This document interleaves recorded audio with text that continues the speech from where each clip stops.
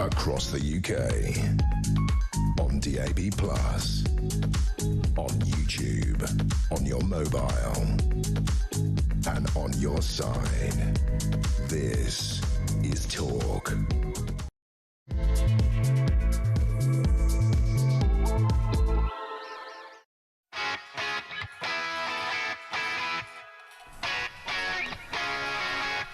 Oh dear. How do you solve a problem like Donald?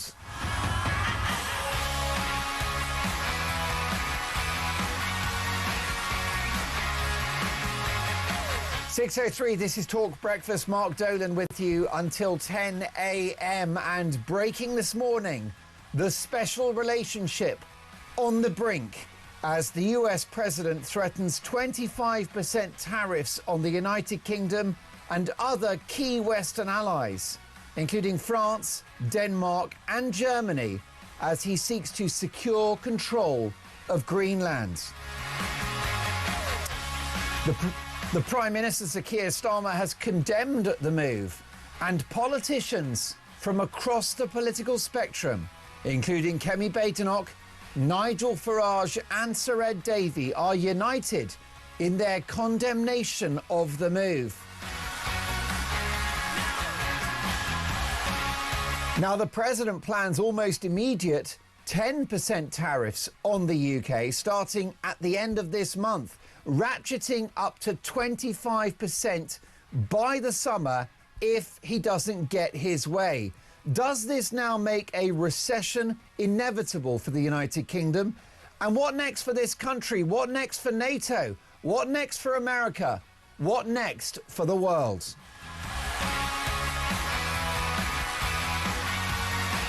Meanwhile, the war of words between the Conservatives and Reform UK over the defection of Robert Jenrick worsens, with the Tory leader Kemi Badenoch blasting Jenrick as not a proper right-winger. It really is handbags at dawn. The Tories are stung. They don't like it up 'em, do they? Yes, it was a messy defection. But does the arrival of Robert Jenrick at Reform UK now make it inevitable that Nigel Farage walks into number 10 at the next general election? Is the deal done?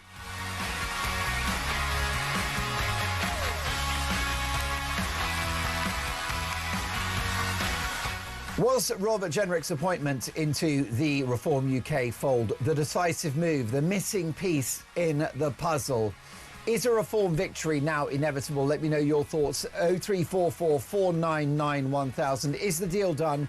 Is Nigel Farage Britain's next Prime Minister? Well, once Labour got rid of Starmer and we're streeting him. But you get my point.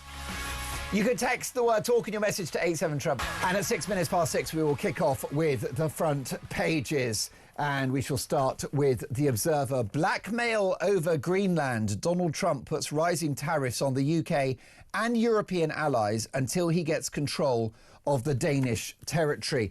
The Sun on Sunday, fury at anti-Muslim posts. Apprentice in race rants storm. The Apprentice has been hit by a race row over a contestant's social media posts. Levi Haig apologised for his vile anti-Muslim comments. Bosses of Sir Alan Sugar's BBC show said they were totally unacceptable. I will say, we'll go into the detail of that shortly.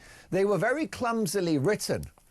But his main messaging, this guy that's been chucked off The Apprentice, is to criticise Islamic terror. So I think we can all agree that Islamic terror is bad. He questioned whether Islam was a religion of peace.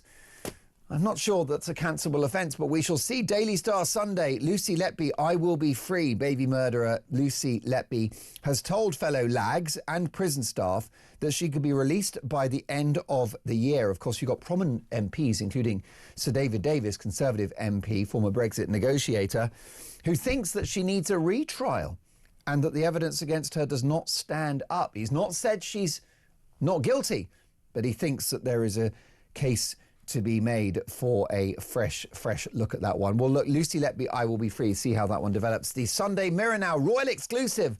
Harry's lonely trip home. Both are in London, but Prince will not see the King this week. Prince Harry is due back to the United Kingdom, but the King has swerved a reunion.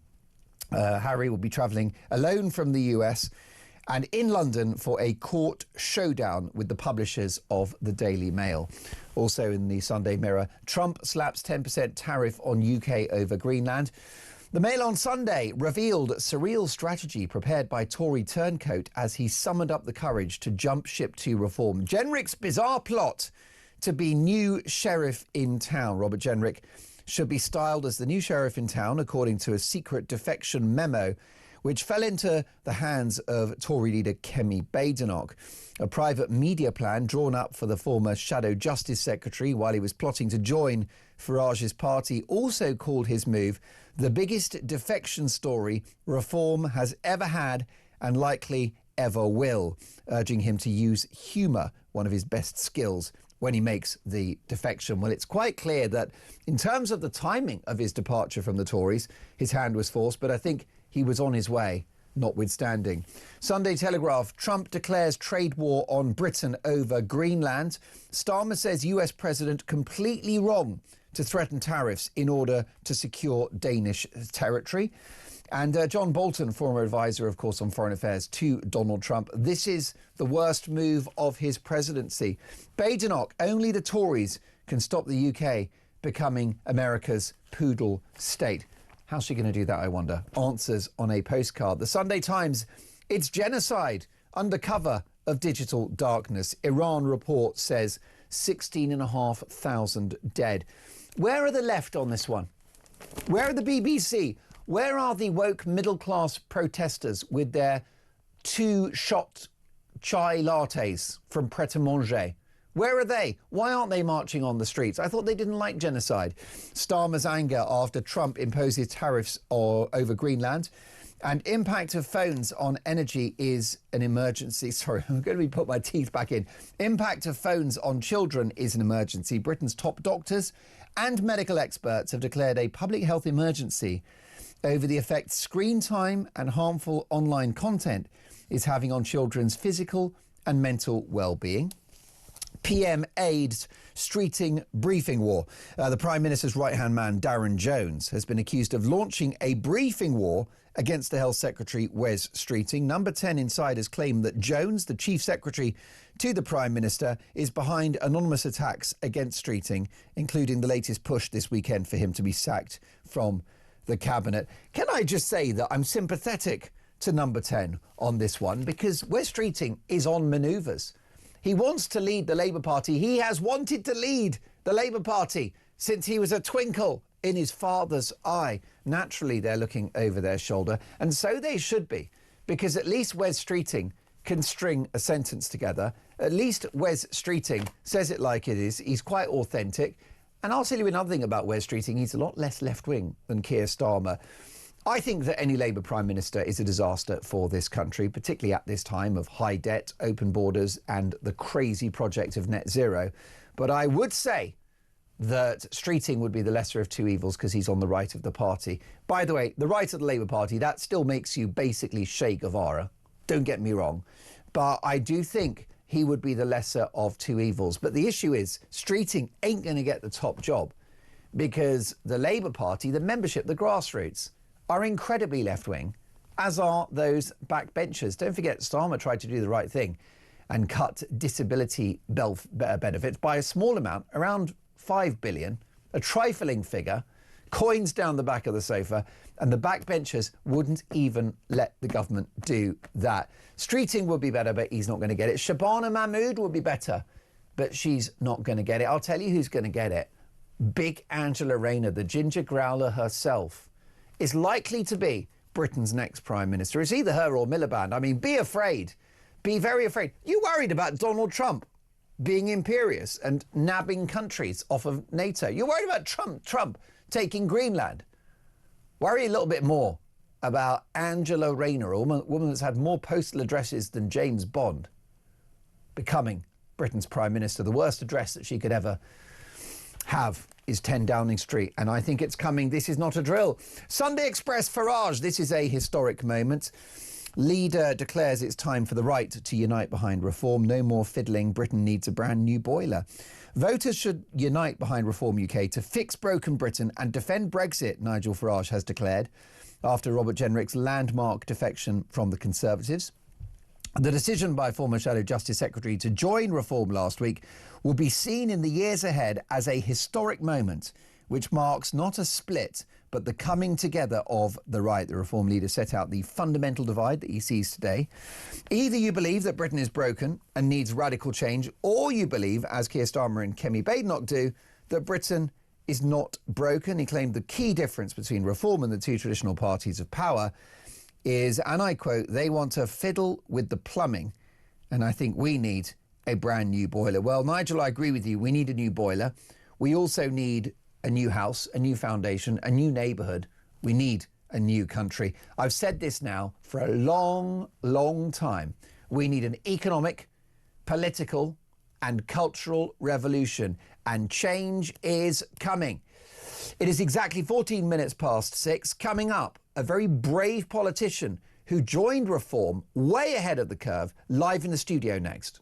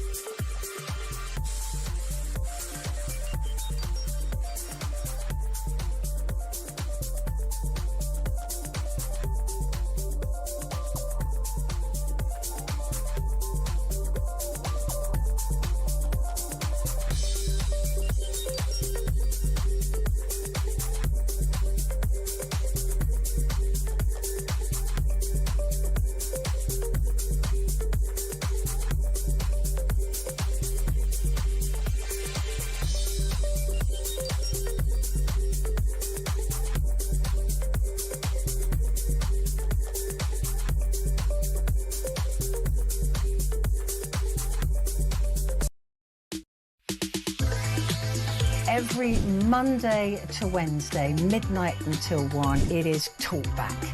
Such a shortage of housing. You've got landlords, right, have taken that on board, and it's an absolute disgrace. Your stories, your opinions, it is your chance to have your say. So they're literally just being rented out as hotels, basically. Yeah, rent a load of hotels. Well, that has really shone a light for me.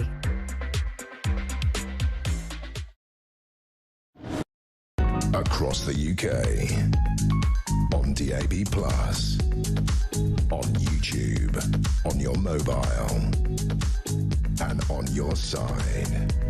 This is Talk. Talk Breakfast at 6:16. Kemi Badenoch says that Britain is not broken. I think it is, and then some. That is the topic of today's Dolan's Dispatch at 9 a.m. With me in the studio now, former Labour MP and now Reform UK supporter, broadcaster, entrepreneur and best-selling author Simon Danczuk. Simon, great to see you. Good to be with you. This is a difficult moment for Trump supporters, isn't it? Because I've always said on this programme and on X and in my previous utterances that if I'd had a choice as an American in November of last year, I would have chosen Trump over Kamala Harris because of America's spiralling debt, low growth, unemployment, the cost of energy.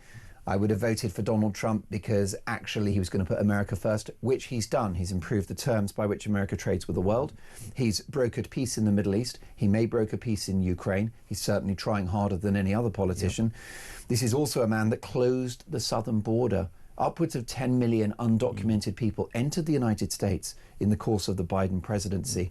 He's scrapped net zero, which is absolute economic suicide as a policy. He's done so many good things, but it's difficult for those that back Trump to support him this morning as he declares a trade war on Britain and other Western allies over Greenland. We're looking, aren't we? It's a matter of, what is it now? It's the 18th. So we are less than a fortnight away from 10% tariffs on UK goods going into America, going up to 25% in the summer. Where do you stand on this? Well, I think on the broader point, I think we can learn from Trump. Some of the points that you've made about tackling illegal immigration into the country, I think Britain can learn from his approach, no doubt about that. And you've got to celebrate, his emphasis and focus on peace. But at the same time, he is a man who wants to do a deal, isn't he? Yes. And there are arguments when we come to the specifics of this story. I mean, around Greenland, there are issues about security. And the bigger point there is that Europe have outsourced the defence of our region to America for so long, haven't we? And that's been the problem. And Trump's come along and quite rightly said, listen, you guys, you need to be doing some of this yourselves, and we're not spending enough on defence. We're not even spending 3% of GDP on defence. So we have to spend more. We have to defend ourselves better than what we have been doing. But this is Trump. I mean, it's a challenge for us, isn't it? But it's a bit rich. Starmer now coming out and saying, oh, it's for the Greenlanders to make the decision. That's not what he said to the Chagos Islands people, is it? It's a double standard, isn't it? So, yeah, I mean, he's not been very good. Starmer struggles to have a positive relationship with Trump. There's no doubt about that. He's thrown everything. He's thrown the royal family at Donald Trump, hasn't he? Yeah. To try and get him on side. But you can see with Starmer's demeanour that he's just not comfortable being in the room with Donald Trump, is he really? Most definitely. They're not ideological bedmates, but he knows how critically important that special relationship it is. You have to wonder where this leaves the special relationship, not forgetting that of course Greenland is a NATO territory, and therefore if America were to unilaterally take NATO by diplomatic and economic force, well, then that threatens the whole alliance. Yes. No, this is a big story, isn't it? It puts the Robert Jenrick defection, which I find fascinating, in the shade, though, doesn't it? This is a big issue, and Donald Trump is putting the pressure on. It could all change, though. This is Donald Trump again, isn't it? He's trying to apply economic pressure to get what he wants over Greenland. Whether he's successful in that, whether he goes into negotiations, whether he eventually gets to buy it, are all questions that will be answered, as you say, in a very short time period by the looks of it. Most definitely, and it's a dilemma for the likes of Emmanuel Macron and, of course, the Chancellor of Germany, Merz, and then you've got the Prime Minister Keir Starmer and others. And it's very difficult because we're not, as you mentioned, in a position of strength, either militarily or economically. We know that our economy is already hanging by a thread. I think that, I mean, I've certainly got viewers and listeners that feel that we are in an effective real recession, notwithstanding the figures that are quoted. And this would certainly tip us into negative growth territory, wouldn't it? If you get 10% tariffs on UK goods, this is, I think our trade with America is around 60 or 70 billion pounds a year. Yeah. So imagine slapping 10% on that. You do the maths, 6 billion. Yeah. That Rachel Reeves hasn't got in the kitty. Yeah, absolutely. Major problem, in terms of the British economy. Unemployment's already going up, you can just look around. I mean, hospitality, retail, all suffering. There's no doubt about that. It does feel like we're going very much towards recession, and this would be catastrophic in that respect. So how Starmer plays it is absolutely crucial, And perhaps they have to give something on this, come to some sort of compromise over Greenland for America to have a greater interest. Well, I tend to agree with you, and I actually trust your political judgment really, really 1,000,000%, because I think the mood music from what you're saying is that likely a deal will be done. That you said Donald Trump wants a deal, and what's the art of the deal? You ask for an impossible amount at the beginning, and then you work backwards. Yeah. And it's a little bit like suing the BBC for 10 billion. He ain't going to get 10 billion, but that's how you negotiate. I think what's unique about Trump, and what I do admire, is that he's using America's power and America's position globally to serve the interests of the American people. You can't argue that he's not doing that. This is not Hitler 2.0. Yeah. This is not a territorial land grab, some sort of dark, conspiracy to take over the world. That's not what this is. No. It's about America's security and, of course, the precious resources in Greenland that he'd rather that China and Russia didn't get their hands on. Yes, absolutely. And Trump talks about it being part of the defence of the United States, which I suspect it is to some extent, but you're right, it's about minerals, isn't it, in Greenland. And they have to reach some sort of conclusion on that, you know. Yes. That's the challenge. Well, this is the challenge that they have, of course. If you look at it, what's happened is that a number of Western allies, including France and the UK, have deployed a handful of soldiers to the region. And this, I think, has been perceived as an act of aggression by the US president. He is thin-skinned. He takes no nonsense. He's not happy about that. I mean, we will... The timeline is the issue, isn't it? Because we're less than a fortnight away from these 10% tariffs. Do we think that Donald Trump can be seen off at the pass before the end of this month? Too little too late, isn't it? Operation Endurance, I think it's called. We've sent one military officer up to the north of Greenland. Too little too late. We should have been thinking about the defence of Greenland in a much stronger way years ago, not now that Donald Trump's raised it as an issue. It appears that European allies have escalated the issue rather than given Trump some satisfaction. And as a consequence to that military operation that we're now part of, Trump's coming in with tariffs. I mean, it looks like we haven't played very good diplomacy around this, doesn't it? Most definitely. And the question is, you know, what now for the Greenlanders? I mean, clearly they ought to have the right to national self-determination that may be taken from them by the president. How do we see this playing out? I'm not sure anyone knows. No, I think it's unpredictable. And the role of Denmark in all of this, they're obviously key to it. This is a Danish territory, but they're going to have to be consulted as well. But do they get to say on what happens to Greenland as well as the Greenlanders? I mean, it seems a bit strange, doesn't it? Well, it is. It's all up in the air, It really. is. The status of Greenland is interesting. Of course, it was taken during a period of colonial imperialism on the part of the Danish. So let's not have any romantic, reimagining of history in terms of why Denmark has Greenland. It was just won through, blood and terror and war. But we are where we are. Greenland has self-determination. The only really formal connection with Denmark is that Denmark is responsible for defence, and they have the Danish kroner as their currency. Otherwise, they have self-rule. So they're semi-independent, really. But it's very interesting to see how it plays out. It's a concern not just, by the way, for the UK economy, but for the global economy, because these tariffs will stretch across Europe. Yeah, absolutely. So I mean, you could provoke a depression here, and you can bet your house, Simon Danchuk, on the idea that Rachel Reeves will be calling this the Donald downturn. Oh, yes, yeah. No, she's probably preparing a speech on that right now.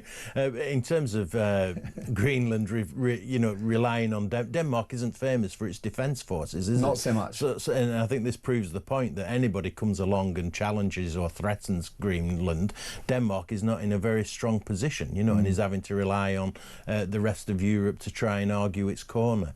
But you're right, this is going to, in double quick time. If something doesn't happen in terms of sorting out Greenland, economically, Britain's going to be challenged dramatically. Is this a difficult moment for Donald Trump supporters, Donald Trump admirers, Donald Trump cheerleaders?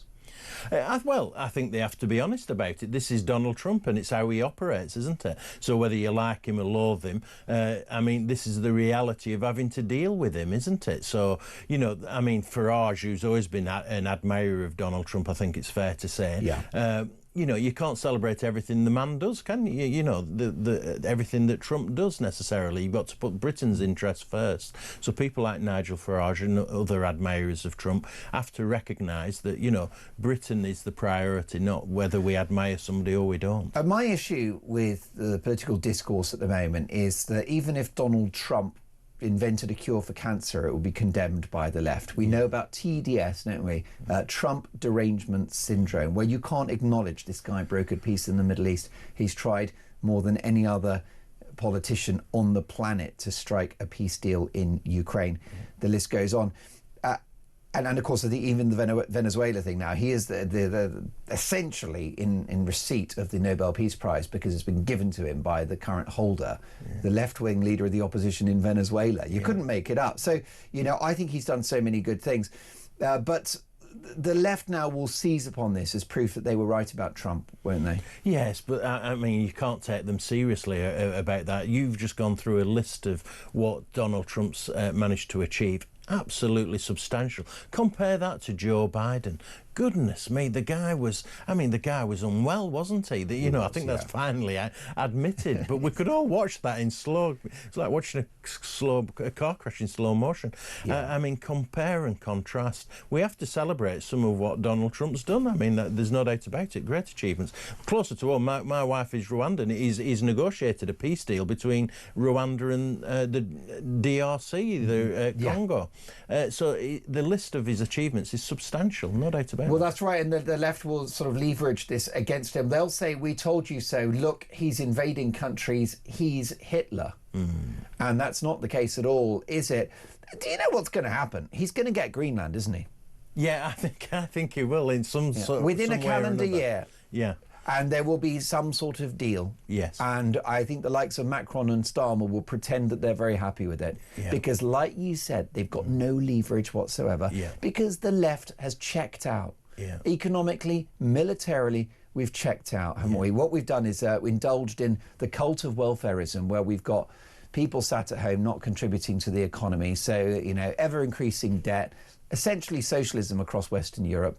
We don't know what a woman is. We've lost our identity. Our history is apparently evil. You know, the West have checked out. We've rejected our own success and our own legacy. And now look at the consequences. Yeah. No, because imagine if we were a bust. Imagine if Germany or the UK had sort of the economic growth of the 80s. Yeah. Trump wouldn't be able to mess with us. No, those tariffs wouldn't work. Yeah, and there is an argument to say it's nothing to do with us, isn't there? That, I was just thinking there about what Margaret Thatcher would have done. She'd have been exceptionally close to a character like Donald Trump. You know, she was very close to Reagan, wasn't she? Correct. And so the relationship would have been completely different. But there is an argument to say, well, it's what happens to Greenland is to do with Denmark and the US. It's not to do with Britain. And Starmer coming out with his double standards, you know, the hypocrisy in terms of how he's treated the Chagos Island people, and then expecting something different for the Greenlanders is outrageous. Perhaps he should just duck out of this and defend and protect Britain better. Probably worth being nuanced about this issue as well as we wake up at 6:30 in the morning on a Sunday to deal with this massive bombshell news. That actually, we need to take a balanced approach to this Greenland issue. So, for example, and you'll share this view, I think, Simon, the optics are not great of the US seeking to appropriate a NATO territory, right? Potentially against the wishes of the residents of that territory. It's not a great look, unprecedented, I think, in history. But on the other hand, those that don't like the idea of America having Greenland would be countries like China and Russia and Iran, who are international bad actors and enemies of our national self-interest. You do have to wonder whether if it's something that's good for America and bad for China and Russia, perhaps it's no bad thing after all. Well, quite possibly, and it's just a realignment. You could see it like that, couldn't you? And it's a wake-up call for European governments. It's for Starmer and others. It's a wake-up call. Strengthen your defence forces. That's a priority. Most definitely. And he's done that a little bit, but nowhere near far enough. And previous governments have been at fault on this as well. But it's a wake-up call for Europe. The reorganisation of NATO, perhaps. Perhaps that's what we're looking at. Yeah. Although, do you feel, is there a sense in which Donald Trump has turned his back on Western security? Has Donald Trump, the leader of the free world, turned his back on the free world? No, I wouldn't say that, but he's expecting more, isn't he? He's expecting us to step up to the mark. And we've been spending more and more on welfare, more on benefits, more on migration and everything else. We should have been spending it on defence. We were a strong force at one time in the world, weren't we? And we've just let that shift away, you know, go away, and that's a real problem for us. And that's been happening across Europe. As I say, we outsourced our defence to America, and he's come in and said we're not having it. Yes, and I wonder whether actually in this sort of era of political correctness, what we're all not used to, Simon, what we're not acclimatised to, is a strong leader. And is that not Trump's greatest crime, that he's a strong leader, using the power and leverage that he's got to serve the people who elected him? Yes. And it just doesn't happen in the West anymore. He's fighting for America, isn't he? He's putting America first. Exactly. Why don't we have a Prime Minister that puts Britain first? The contrast is incredible, actually, between Starmer and Trump in terms of leadership skills. You know, somebody who's really punching for their country, America, Trump really going the extra mile to get the best deal he can for his people. And then we've got Starmer giving Chagos Islands away, you know, the Chinese embassy in London, you know, one thing, collapsing the Chinese spy trial, one thing after another. You just get the strong impression he's not on the side of the British people. I mean, it's the contrast between the two leaders is incredible. Well, here's a question for you at 6:33 in the morning. Is the defection of Robert Jenrick to Reform UK the final piece in the jigsaw for this insurgent new party? Does it all but guarantee that at the next election, Nigel Farage becomes Prime Minister? We'll discuss that next.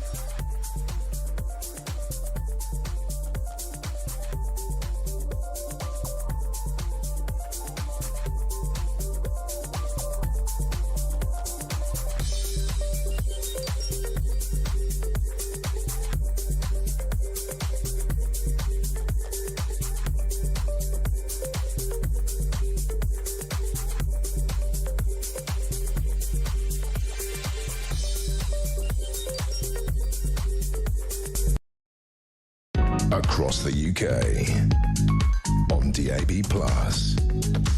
on YouTube, on your mobile, and on your side.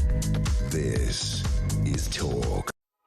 6:34, you're listening to Talk Breakfast. Mark Dolan with you until 10 a.m. Sunday Express, Nigel Farage. This is a historic moment. Leader declares it's time for the right to unite behind reform. Voters should get behind Reform UK to fix broken Britain and defend Brexit, Nigel Farage has declared after Robert Jenrick's landmark defection from the Conservatives. Well, what a delicious treat to have Simon Danczuk in the studio with me, a former very high-profile Labour MP, one of the courageous Labour MPs and one of the most courageous that called out the grooming gangs scandal, which affected the area in which he had a constituency. And then you moved to Reform UK. Roughly when did you make that change? Beginning of 2024.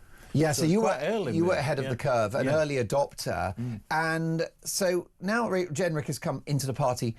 Is there something particularly seismic about that move? Is this on another level to Nadeem Zahawi, Andrea Jenkins, Nadine Dorries and others? Yes. Yeah, I was thinking about this. I think it's quite historical, and I don't say that lightly. Yeah. I think we're seeing a realignment in British politics that we haven't seen before. And instead of this usual left and right, we're shifting away from left and right to what's right and what's wrong. Wow. And what I mean by that is that you're either on the side of tackling illegal immigration, reducing the benefits bill, reducing welfare, scrapping net zero, or you're on the wrong side, you're on the other side. And the other side is Starmer, and I have to say it's Kemi Badenoch and the last Conservative government. They're on the wrong side. And so you've got this realignment, not left and right as it used to be, but right or wrong. And I think that Farage is on the right side of the argument, and that's part of that realignment, and they're the ones that are going to take Britain forward, and that's the choice that the British public have got now. I really believe that the uni parties, they call it, the Conservatives and Labour, the Liberal Democrats, are a thing of the past. They've had plenty of opportunity to change it, and they're failing to do so. People want radical change, big change, and it's the argument about whether Britain is broken or not. And Farage says Britain is broken. I think he's absolutely right. People have had enough. Badenoch's coming out saying Britain isn't broken. Starmer says Britain isn't broken, and that's the defining difference. Has Nigel Farage allowed in too many ex-Tories? No, I don't think so. I think some more will join him. He's put this deadline on, hasn't he, of the local elections, which is quite a smart thing to do. So I wouldn't be surprised if you see somebody like Suella Braverman coming over to reform, and one or two others as well. I think it's almost inevitable. And we're going to find out on Tuesday. Apparently there's a Labour person who's going to come over as well, and that's going to be announced on Tuesday, Farage says. It'll be interesting to see who that is. Do you think it will be a sitting MP? Because my issue is that if it's a high-profile commentator and maybe someone in the House of Lords, it's not quite the slam dunk you might expect. You know, Kate Hoey, nothing burger for me. Lord Glassman, a respectable, interesting guy, but again, is that a mic drop? Is that going to make headlines? However, if it was Graham Stringer or someone that's sitting in the House of Commons, that would be a moment. What do you think the likelihood is that one of the MPs will move? I'd be surprised if it is an MP, and I agree with you, it will be a bit of a damp squib if it's not somebody of significance. I'm given to understand it's not Lord Glassman, because I'd wondered about that. It could be Cato. I'm surprised the newspapers, the Sunday papers today, haven't been guessing at it. I haven't seen much about that. But I've no idea who it is. But you're right, ideally it'd be somebody substantial. And if it's a Labour MP, it will be seismic, won't it? The impact will be massive. Is it wise to welcome in figures from the Labour Party? I mean, it's one thing to welcome Tories, at least they're on the political right. Is it risky to accept a figure from the Labour Party? And we've heard about Green defections as well. You wonder what Nigel's red lines are ideologically. Yeah, I think it's more about, well, that goes back to the point that I was making, though. I think this is about right or wrong. You're on the side of changing Britain. So it's not about left wing or right wing, about economic policy and stuff. It's about whether you want to change Britain for the better. Do we believe it's broken? Yes, it is.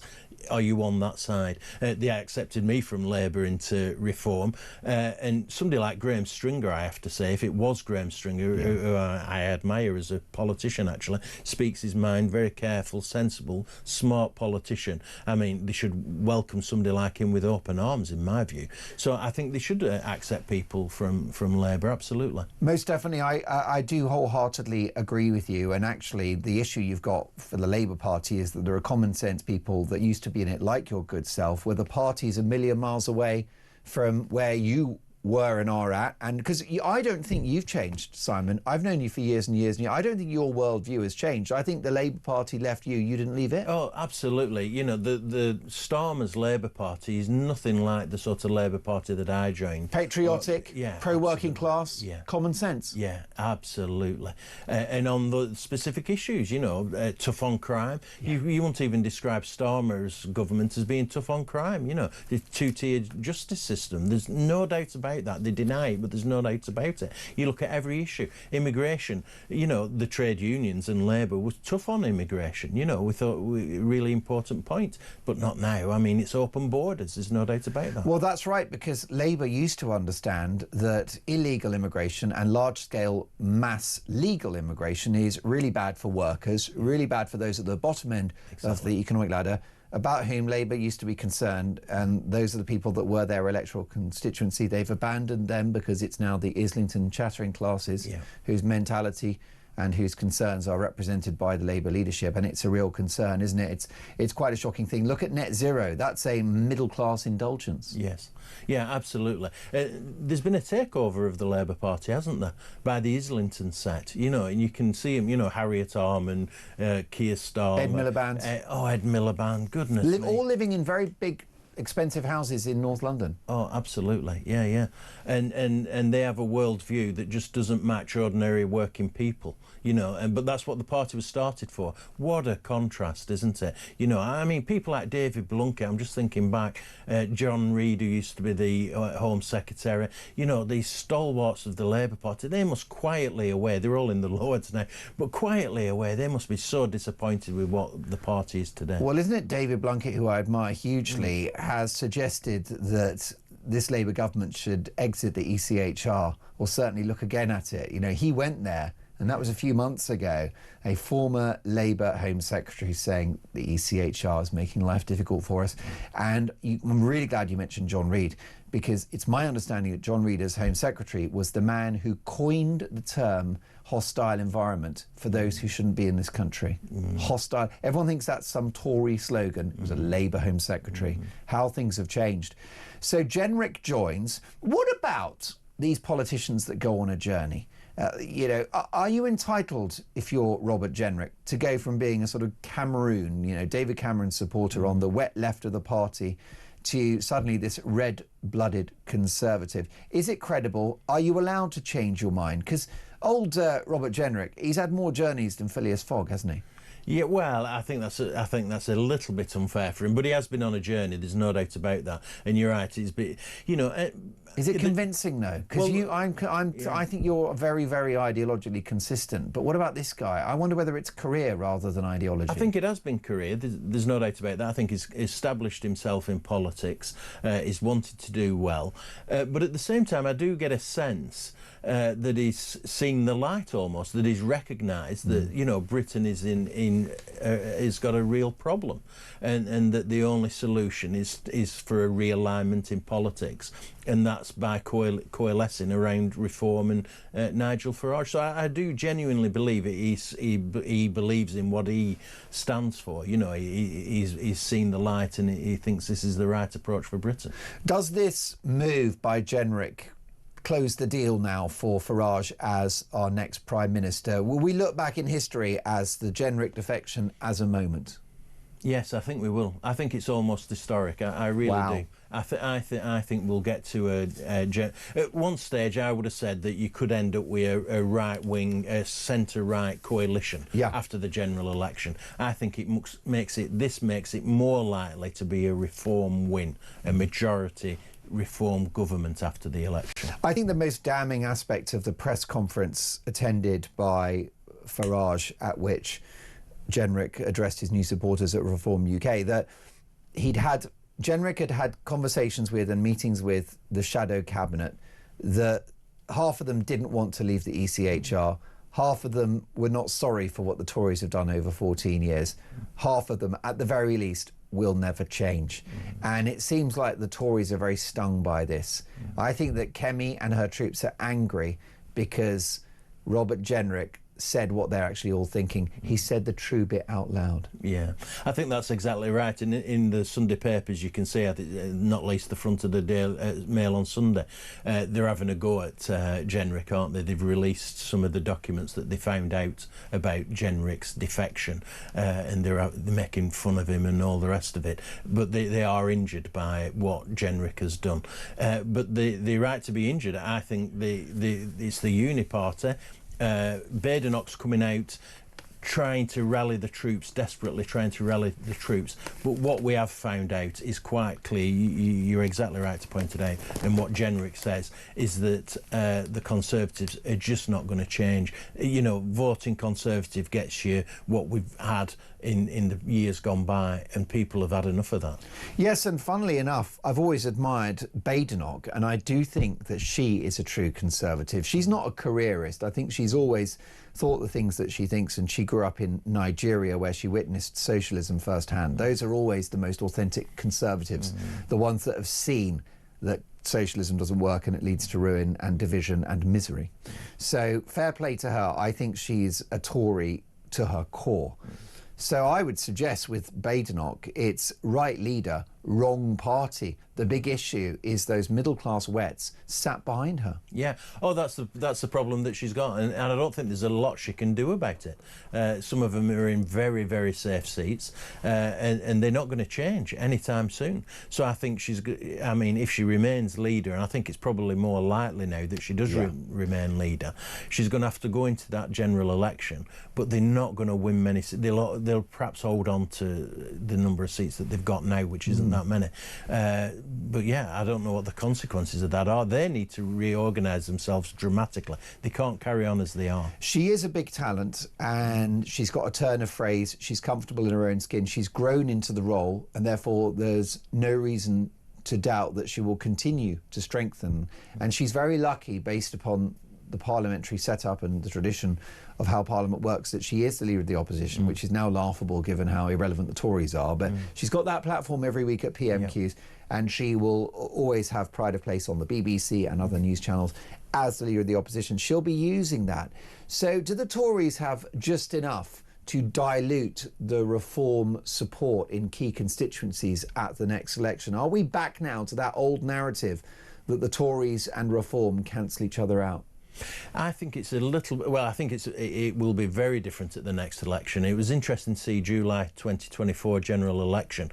Many people that I know, they couldn't decide, should I vote Reform, should I vote Conservative? And I think many concluded, I'll stick with the Conservatives, or I won't vote at all. Yes. But now they have got plenty of opportunity to vote Reform. Reform were untested, untried at the last general election. That doesn't apply for this next general election by any stretch of the imagination.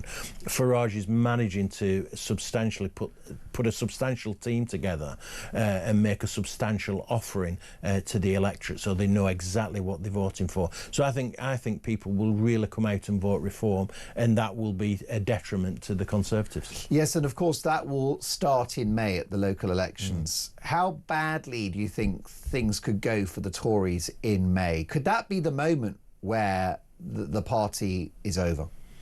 I think it'll be a strong signal for them, won't it? There's no doubt about that. Whether it's enough to get rid of Badenoch, like you, I think she's doing better. She's very good at PMQs now. She has Starmer on the ropes every week at PMQs, Prime Minister's Questions, and she's out campaigning more. She's more visible.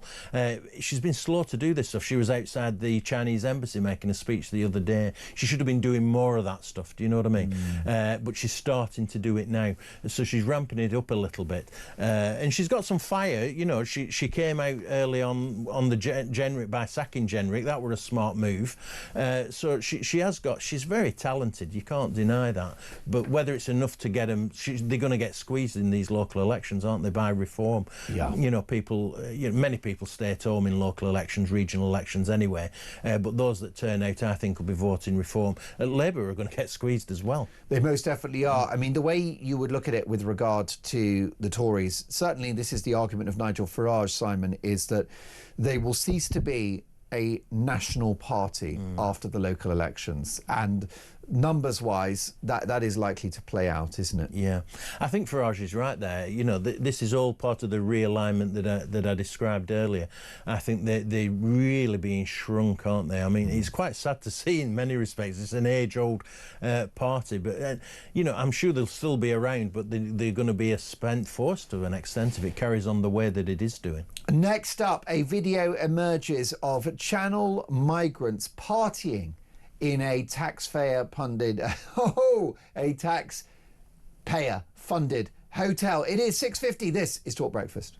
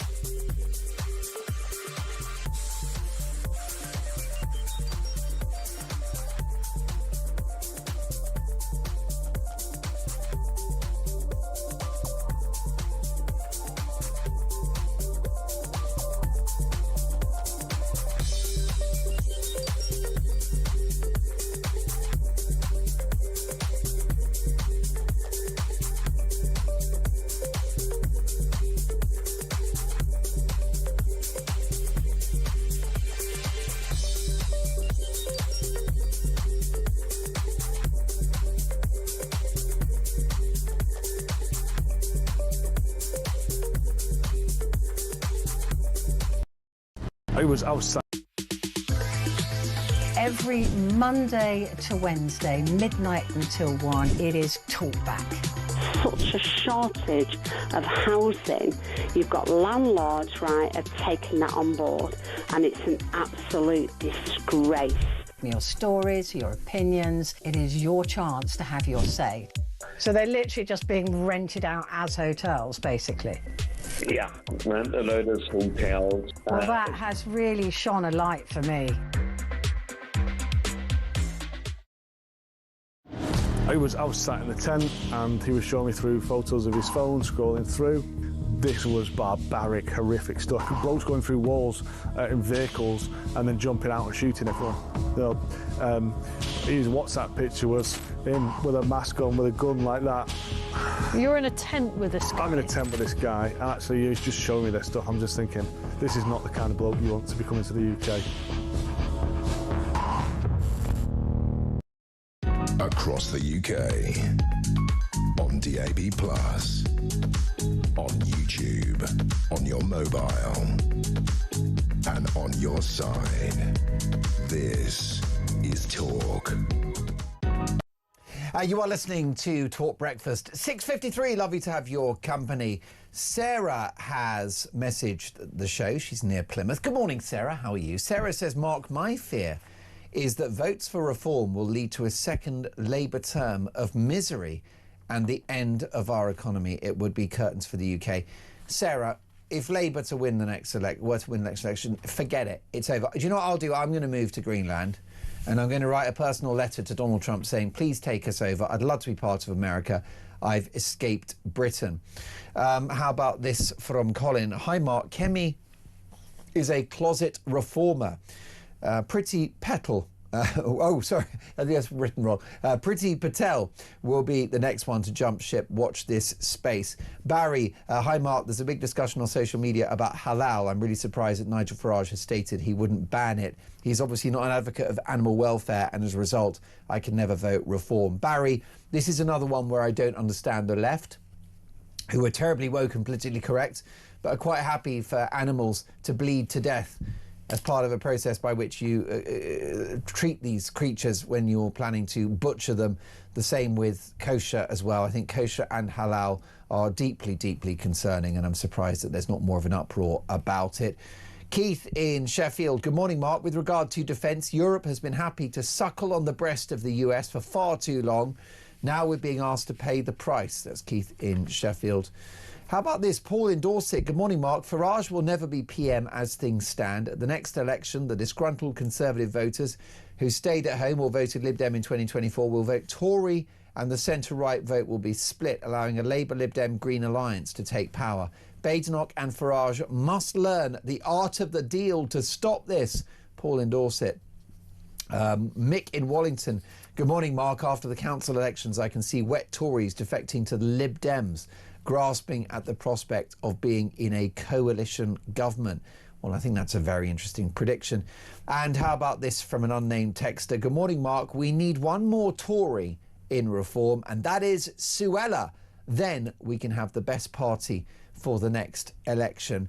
I think that Simon Danchuk, that Farage would welcome Suella into the party, notwithstanding her failures as Home Secretary. What about Priti Patel, though, who's doubled down on what she did whilst in office? Yeah, I'm unsure, actually. That's a really interesting question. I think they would welcome Suella Braverman. I've always admired Suella, you know, and she was very frustrated as Home Secretary. I think she was trying to make some radical changes. And I always supported the Rwanda deal, which plan, which I think was starting to bear fruit in terms of getting illegal immigrants to stop coming here. Yeah. And she was an advocate for that. So I think she'd be welcomed. As regards Priti Patel, I'm very unsure. Not sure about that at all.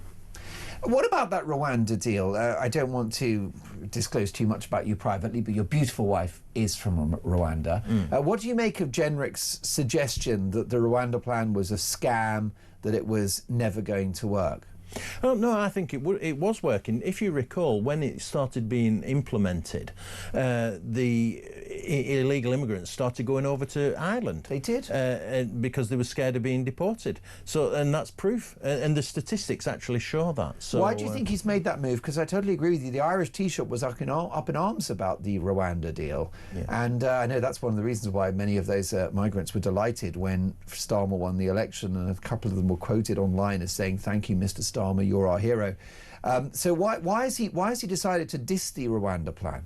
Oh, well, he did it from day one, didn't he? It's ideological. I genuinely believe that Starmer believes in open borders. I think we were talking about this Islington set. I think that's the general view that they're happy to have. Speaking of open borders, Simon, small boat migrants have partied in taxpayer-funded hotels. Footage on TikTok shows people thought to be small boat migrants have been celebrating making it to Britain with a party in their taxpayer-funded hotel room. The clip shows around 10 people having a bit of a party in a hotel room with decorations consistent with those found in a Holiday Inn Express, several of which have been used to house asylum seekers. In the middle of the room, a buffet comprised of popcorn, biscuits, sliced bananas, bottled water, glasses of Pepsi, cans of Iron Brew, placed on what appears to be a bath towel. The men can be seen sitting around on all sides in their bare feet in the hotel room, which included a small widescreen television among its other adornments. That is the sort of story that enrages the public and it reminds all of us why change has got to come. Yeah, absolutely. And you know, the detail of the story is quite interesting, because what it points out is that the people that are coming here are economic migrants. That's the reality of it. So you've got it's all based around Abu Bakr, which is a Sudanese migrant. He's worked his way up through Africa. He spends 5 years working in Egypt in a fast food shop, making chicken nuggets and things. And then he decides he's going on his travels. It's quite literally, because you can follow his TikTok account, and he goes through Africa and then into Europe, and then he arrives in Britain and is celebrating arriving in Britain. And the only reason he's here is quite clearly for economic reasons, you know, because of benefits, because of work opportunities perhaps, and everything else. I mean, that's quite clearly what it is. This idea that we're, you know, everybody who's coming over is a doctor and everything else is nonsense. Briefly, Simon, there is a suggestion that legal migration is going to fall to the low tens of thousands by the next election, thanks to policies possibly rolled out by Rishi Sunak when he was Prime Minister. If the legal figures come down significantly, does that dilute the reform offer? No, I don't think it does at all. I think the next challenge is to get people back into work. I think that's a really important argument. We've loads of people on benefits, and it's true. We need to get people back into employment. So there are lots of issues to be addressed by reform. Most definitely, and you need to stop the boats. And one of the reasons why those legal numbers have come down, the net figure, is because too many good people have fled the country. This is Talk Breakfast, lots more to come. Let's give it a talk.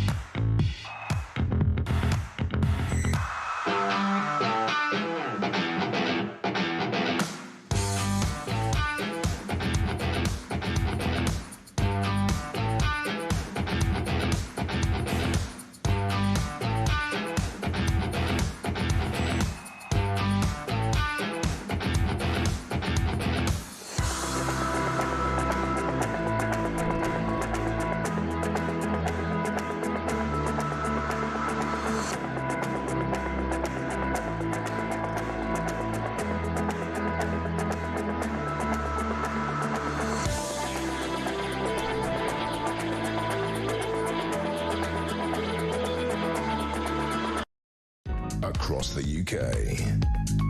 On DAB+, on YouTube, on your mobile, and on your side. This is Talk.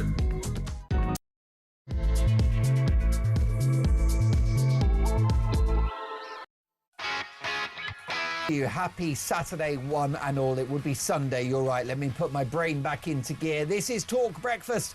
And breaking this morning, the special relationship on the brink as Donald Trump threatens 25% tariffs on the United Kingdom and other Western allies, including France, Denmark and Germany, as he seeks to secure control of Greenland.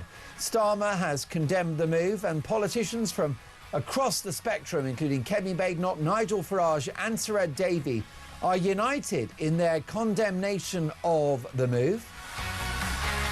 Now, the president plans almost immediate 10% tariffs starting at the end of this month, ratcheting up to 25% by the summer if he doesn't get his way. Does this make a recession in Britain now inevitable? What next for the UK? What next for NATO?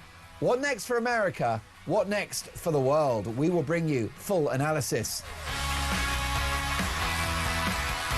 Meanwhile, handbags at dawn. Yes, the war of words between the Conservatives and Reform UK over the defection of Robert Jenrick worsens, with the Tory leader Badenoch saying that Robert Jenrick isn't even a proper, authentic right-winger. But does his move to reform now make a Reform UK government inevitable? Was the recruitment of Jenrick the final piece in the puzzle which sees Nigel Farage enter number 10 at the next election? Is it a done deal? Meanwhile, a row at the BBC as one of their news presenters takes an audible intake of breath, a gasp, a dismissive screech when a guest expresses his love for Jesus Christ. It's an extraordinary video. It's gone viral and it's quite a story. So we'll bring you more on this shocking bias row, the latest bias row engulfing the corporation. Meanwhile, pressure grows on the Prime Minister to sack his Health Secretary Wes Streeting, who appears to be on manoeuvres for the leadership. Is he Labour's Robert Jenrick? And has he got to go? Plus, a TikTok video shows Channel migrants partying in a taxpayer-funded hotel. Well, we'll go live this morning to the small East Sussex town, which is expecting the arrival of 600 undocumented men in the local army training camp in the next few days. We're going to catch up with a worried resident. My priority is to get your opinions, your views, your concerns on the national television and radio airwaves. Is it a done deal now? Are Reform UK the next government? Will Nigel Farage be Britain's next Prime Minister? 0344 499 1000. Text the word TALK in your message to 87222. Send us a voice note. Let me know what you think. And as the saying goes, let's talk.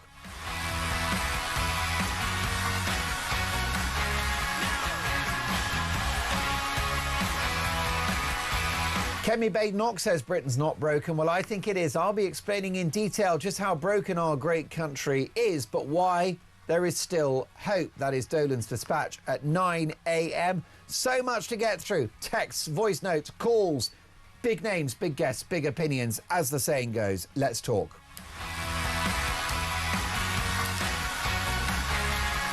And at 6 minutes past 7 in the morning on a Sunday, yes, it is Sunday, it turns out. Let's have a look at today's front pages. Sunday Telegraph, Donald Trump declares trade war on Britain over Greenland.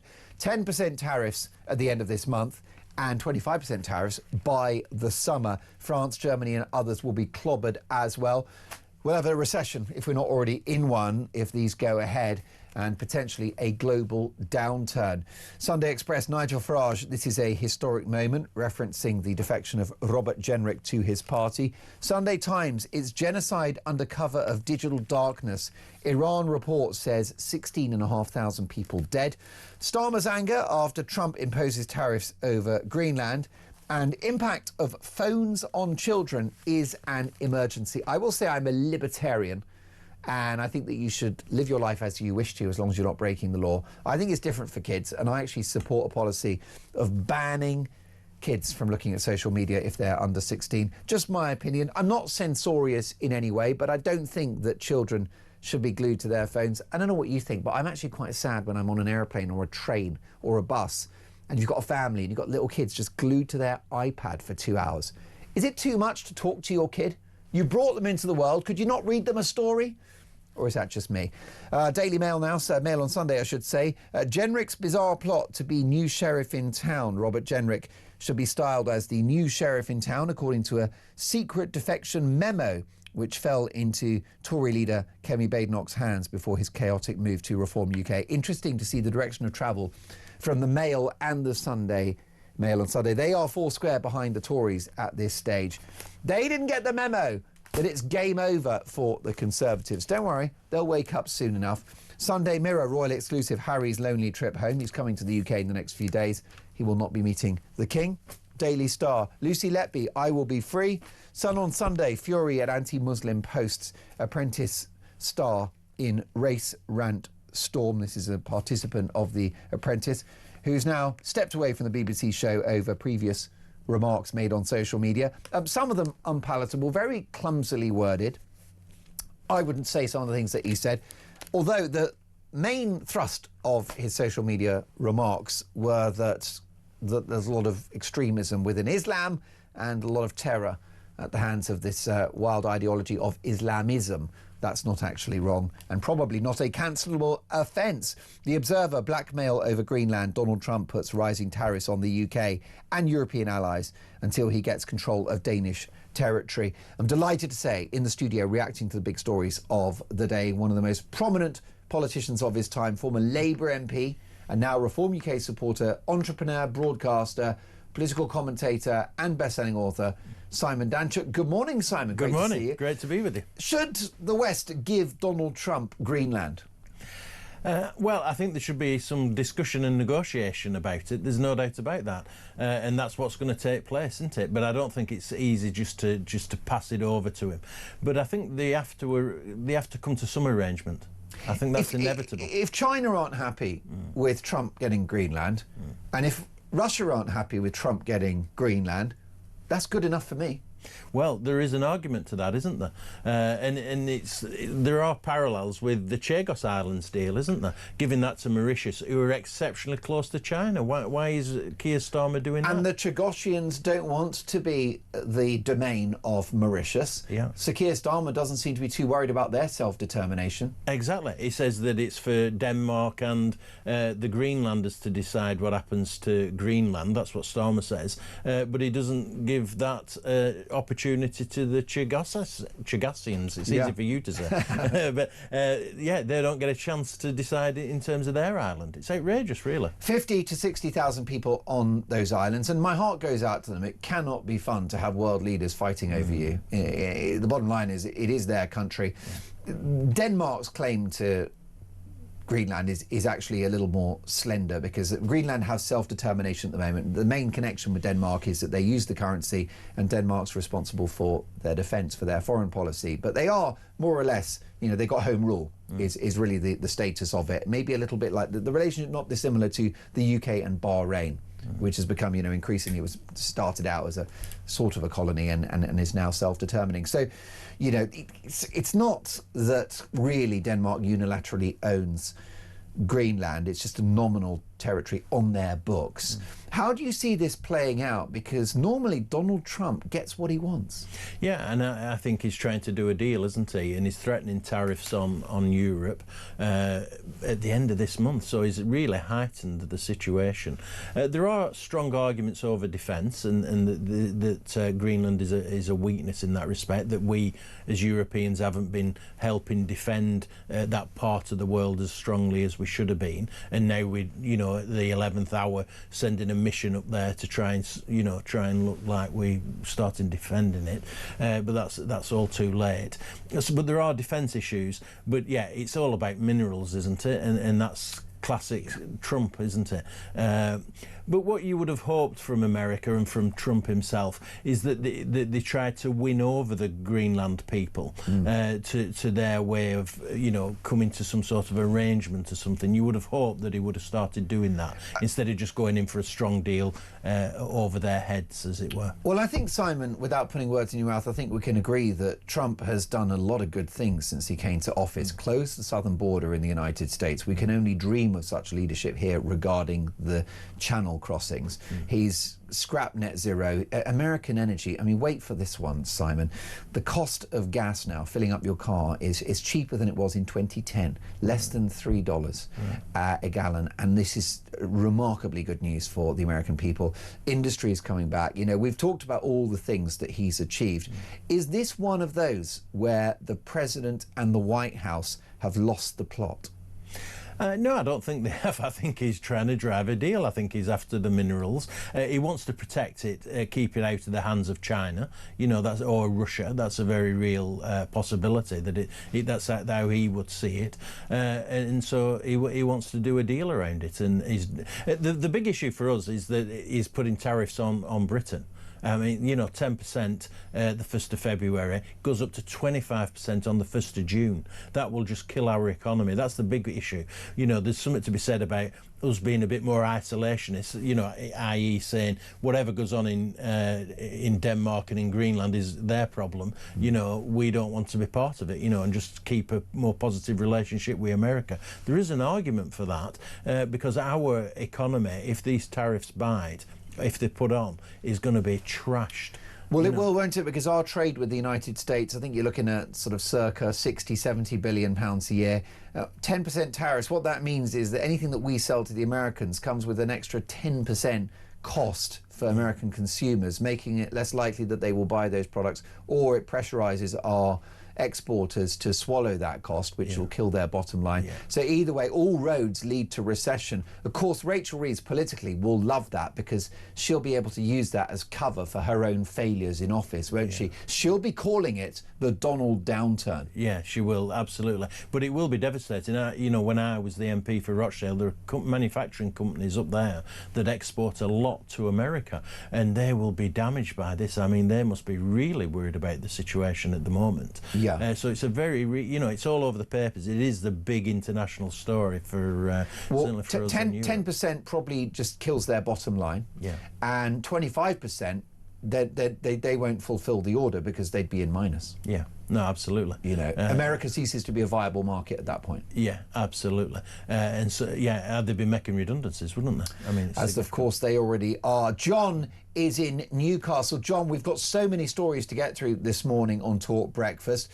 Donald Trump with designs on Greenland threatens the NATO alliance now. But we've got quite a lot of intrigue here in this country, don't we, John? Including, by the way, the developing story of cancelled elections.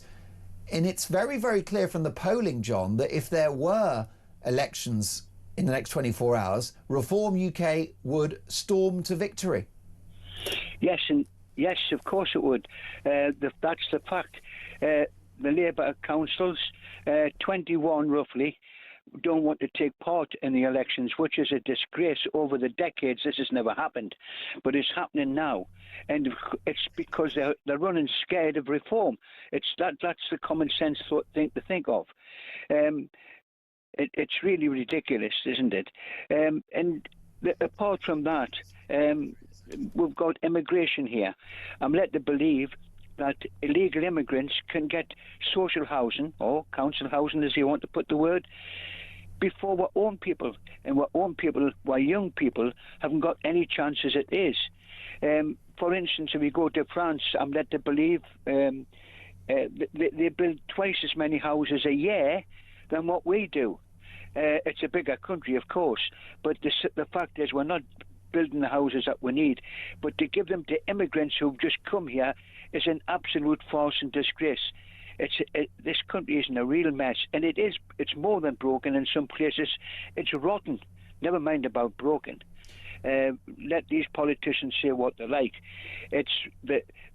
I believed for many years now that our people are a lot of them are second-class citizens. It just shows you, you know, if you can come across here in a dinghy and get a hotel, you're warm in the winter because you've got a hotel room.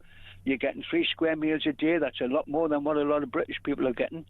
And so, therefore, you know, it's really a sad situation. In relation to Mr. Trump, well, he's a character, isn't he? But the fact is that, yes, I'd rather see him have Greenland if that was if we thought that China and Russia were interested. Yes, I'd rather see the Yanks get it first. John, before I let you go, what do you make of the Leader of the Opposition, Kemi Badenoch, saying Britain is not broken? Oh, well, of course, she's bound to say something or other. The fact is that a long time, 14 years ago plus, Labour left saying there's nothing left in the bank. So that's something to think of. Then you've got 14 years of farce with the Tories. You know, I can't understand myself how people in this country can bring themselves to want to vote Labour or Tory or even, in fact, Liberal. The Liberals themselves have never been in power for 100 years themselves. They've went with other people, you know, Labour Pact and what have you, but they've never been in power themselves. So why do people waste their votes on these parties that have failed this country? And they certainly have failed this country. We are second class. A great many people are second class citizens. Damning, but an important call. John, thank you for your thoughts and have an excellent Sunday. We'll catch up soon. Yeah, I think John put it very well there, that we've got viewers and listeners to this show, Simon, who feel like second-class citizens in their own country. Yeah, John spoke a lot of sense there on a range of issues, didn't he? Yeah. Immigration, housing, the state of the economy. He's absolutely right. I agree with every word he said, actually. Yeah, I know. I mean, change is coming. What do you make of this Tory messaging that the country's not broken? I mean, is that semantics? Do they have a point? Because, of course, there is still hope. We're not beyond repair. What do you make of all of this doomsday language? Is it appropriate? What do you think? Well, I think Farage talking about broken Britain is correct. I think that's exactly what people feel. And if you look around, it feels broken. It feels broken to me. I think there are issues around crime. You go around London, you're worried about wearing your watch, you know, you're worried about... Me and my wife have conversations about whether she'll be safe walking a relatively short distance through, through parts of London and things like that. It feels very broken. So I think it's right to have that conversation and come up with some radical solutions to tackle where we're up to. And John's exactly right. You know, you look at illegal immigration, the amount of money that's being spent on illegal immigrants coming here for economic and benefits reasons. That's the only reason they come in here, because it's and the French say that, everybody says, everybody knows it. So the system is broken. And so in terms of messaging and Badenoch, I think she's getting it wrong. I think she's calling it wrong. She's trying to be on a different page to Farage, but that's where the public are. So I think she's on the wrong page. Yes, I mean, she's saying the true bit out loud, which the Tories don't get it. And what's needs to happen, and you hinted at it in an earlier answer about Jenrick, that Jenrick, with his political journey, Jenrick's woken up. He's woken up and he smelt the coffee, hasn't he? And that's what the country needs to do. Yeah, absolutely. Yeah, and I think most of the public have reached that conclusion as well. Perhaps they've been on a journey to an extent. Yes. They've just had enough of, a lot of what's going on. And then we see Starmer pouring more and more into welfare and onto benefits, onto people to have more children. Why can't they pay for them themselves? Loads of people not in work. People have had enough. Simon, Nigel Farage, very ambitious for the next election, wants as many seats as possible. He's got to be talking to you about finding a seat somewhere across the country. Well, I don't With think your experience in Parliament, your principled stand, your ideological consistency, your courage, the grooming gangs and much other issues besides, Nigel Farage needs to have a conversation with you, does he not? Well, I don't think they're having conversations with anybody in terms of who's standing for the general election, because we're too far out. I think they're trying to get candidates for the local elections and for the Scottish and Would you be Welsh available? elections. Would you consider a return to Parliament on the Reform banner? I'm not sure. I've done that. I stood in a by-election for them in Rochdale. I was, as you say, an early adopter. But I'm not sure about going back into Parliament. I'm unsure about that yet. OK, maybe you'd have to be convinced. It might be a couple of posh dinners with Nigel.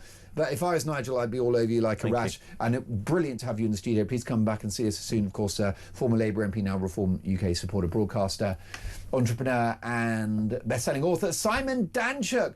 More to come. Is Nigel Farage Britain's next Prime Minister? Is the recruitment of Jenrick the final piece in the jigsaw puzzle? We'll discuss that next.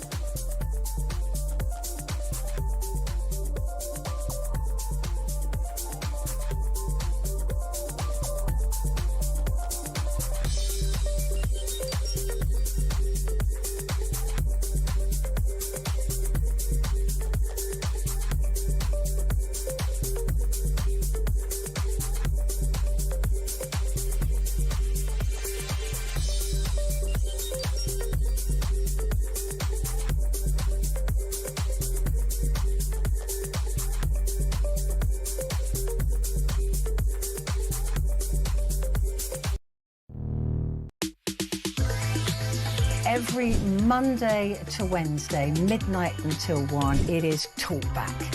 Such a shortage of housing. You've got landlords, right, are taking that on board, and it's an absolute disgrace. Your stories, your opinions, it is your chance to have your say. So they're literally just being rented out as hotels, basically. Yeah, rent a load of hotels. Well, that has really shone a light for me.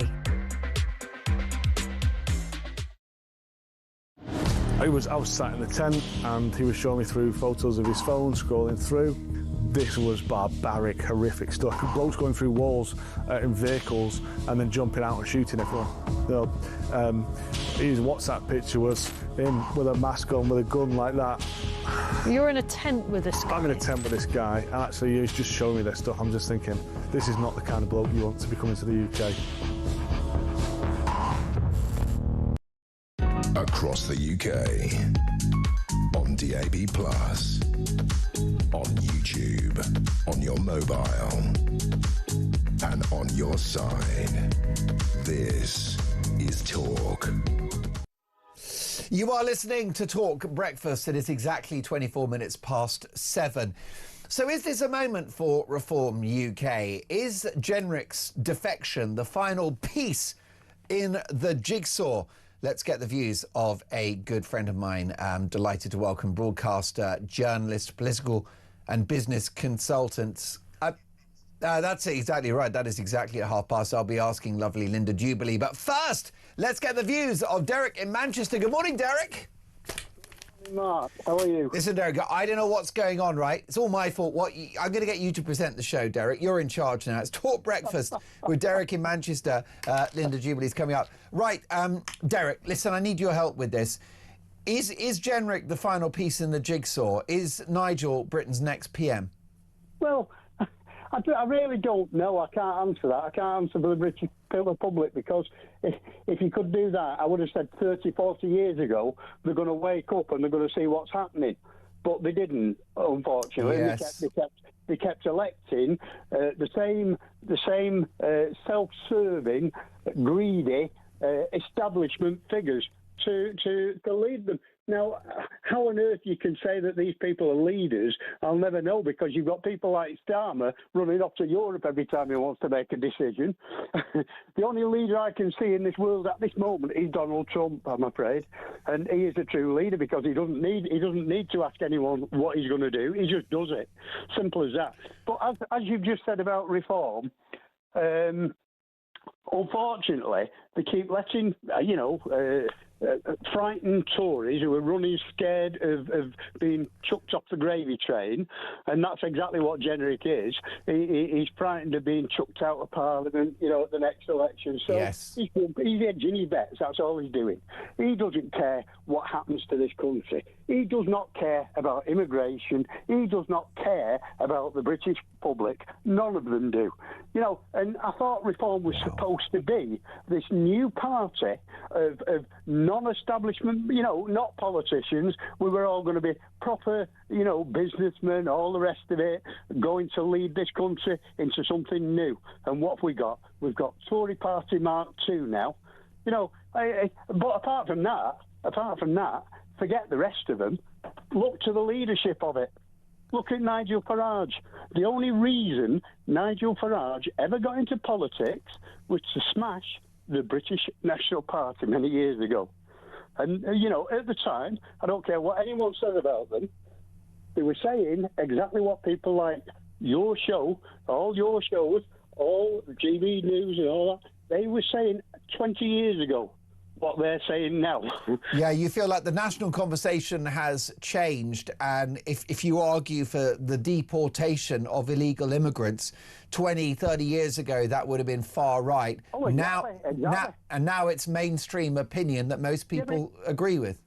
Yeah, but didn't it just prove that they were absolutely right at the time? And people like Farage turned round to destroy them just because they didn't agree with so-called far right. Now they're pretending to be far right themselves. Well, Derek, it's really interesting what you've got to say. I mean, I will argue that certainly, it's mainstream. I mean, the majority of Brits, Derek, believe that immigration is far too high in this country. Legal immigration. And they also did that 20 years ago, but they just weren't brave enough to vote for a party that would do anything about it. Yeah, so I think that was that definitely, you're right. Things have changed, and most people think immigration is too high.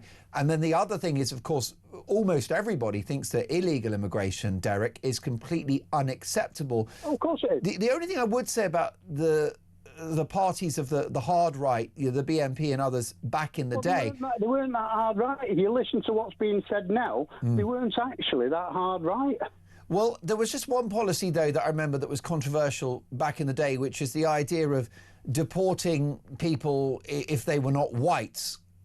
No, I don't think that was ever a policy. Is that right? Is that right? No, I don't think. It's fine. I might stand corrected on that, but yeah. I really do not. I mean, I did read their literature at the time, and I do not think that I was ever mentioned, because I wouldn't have gone along with that. That's for sure. No. So your argument is that the so-called extreme parties of the past, they were simply saying what everyone's saying now. Your argument, Derek, is they were ahead of the curve. They were well ahead of the curve, yeah. And so, and to be quite honest, if you listen to, everyone calls the man a racist. Don't forget, Enoch Powell and he was back in. That was back in, I think it was 79. Was it 69? Sorry, when he made his notorious speech. But if you listen to that speech carefully, it's not actually that. It's not a racist speech. He was just saying that what the future generations were going to be made up of foreigners, which is what's happened, which is what we're all talking about now.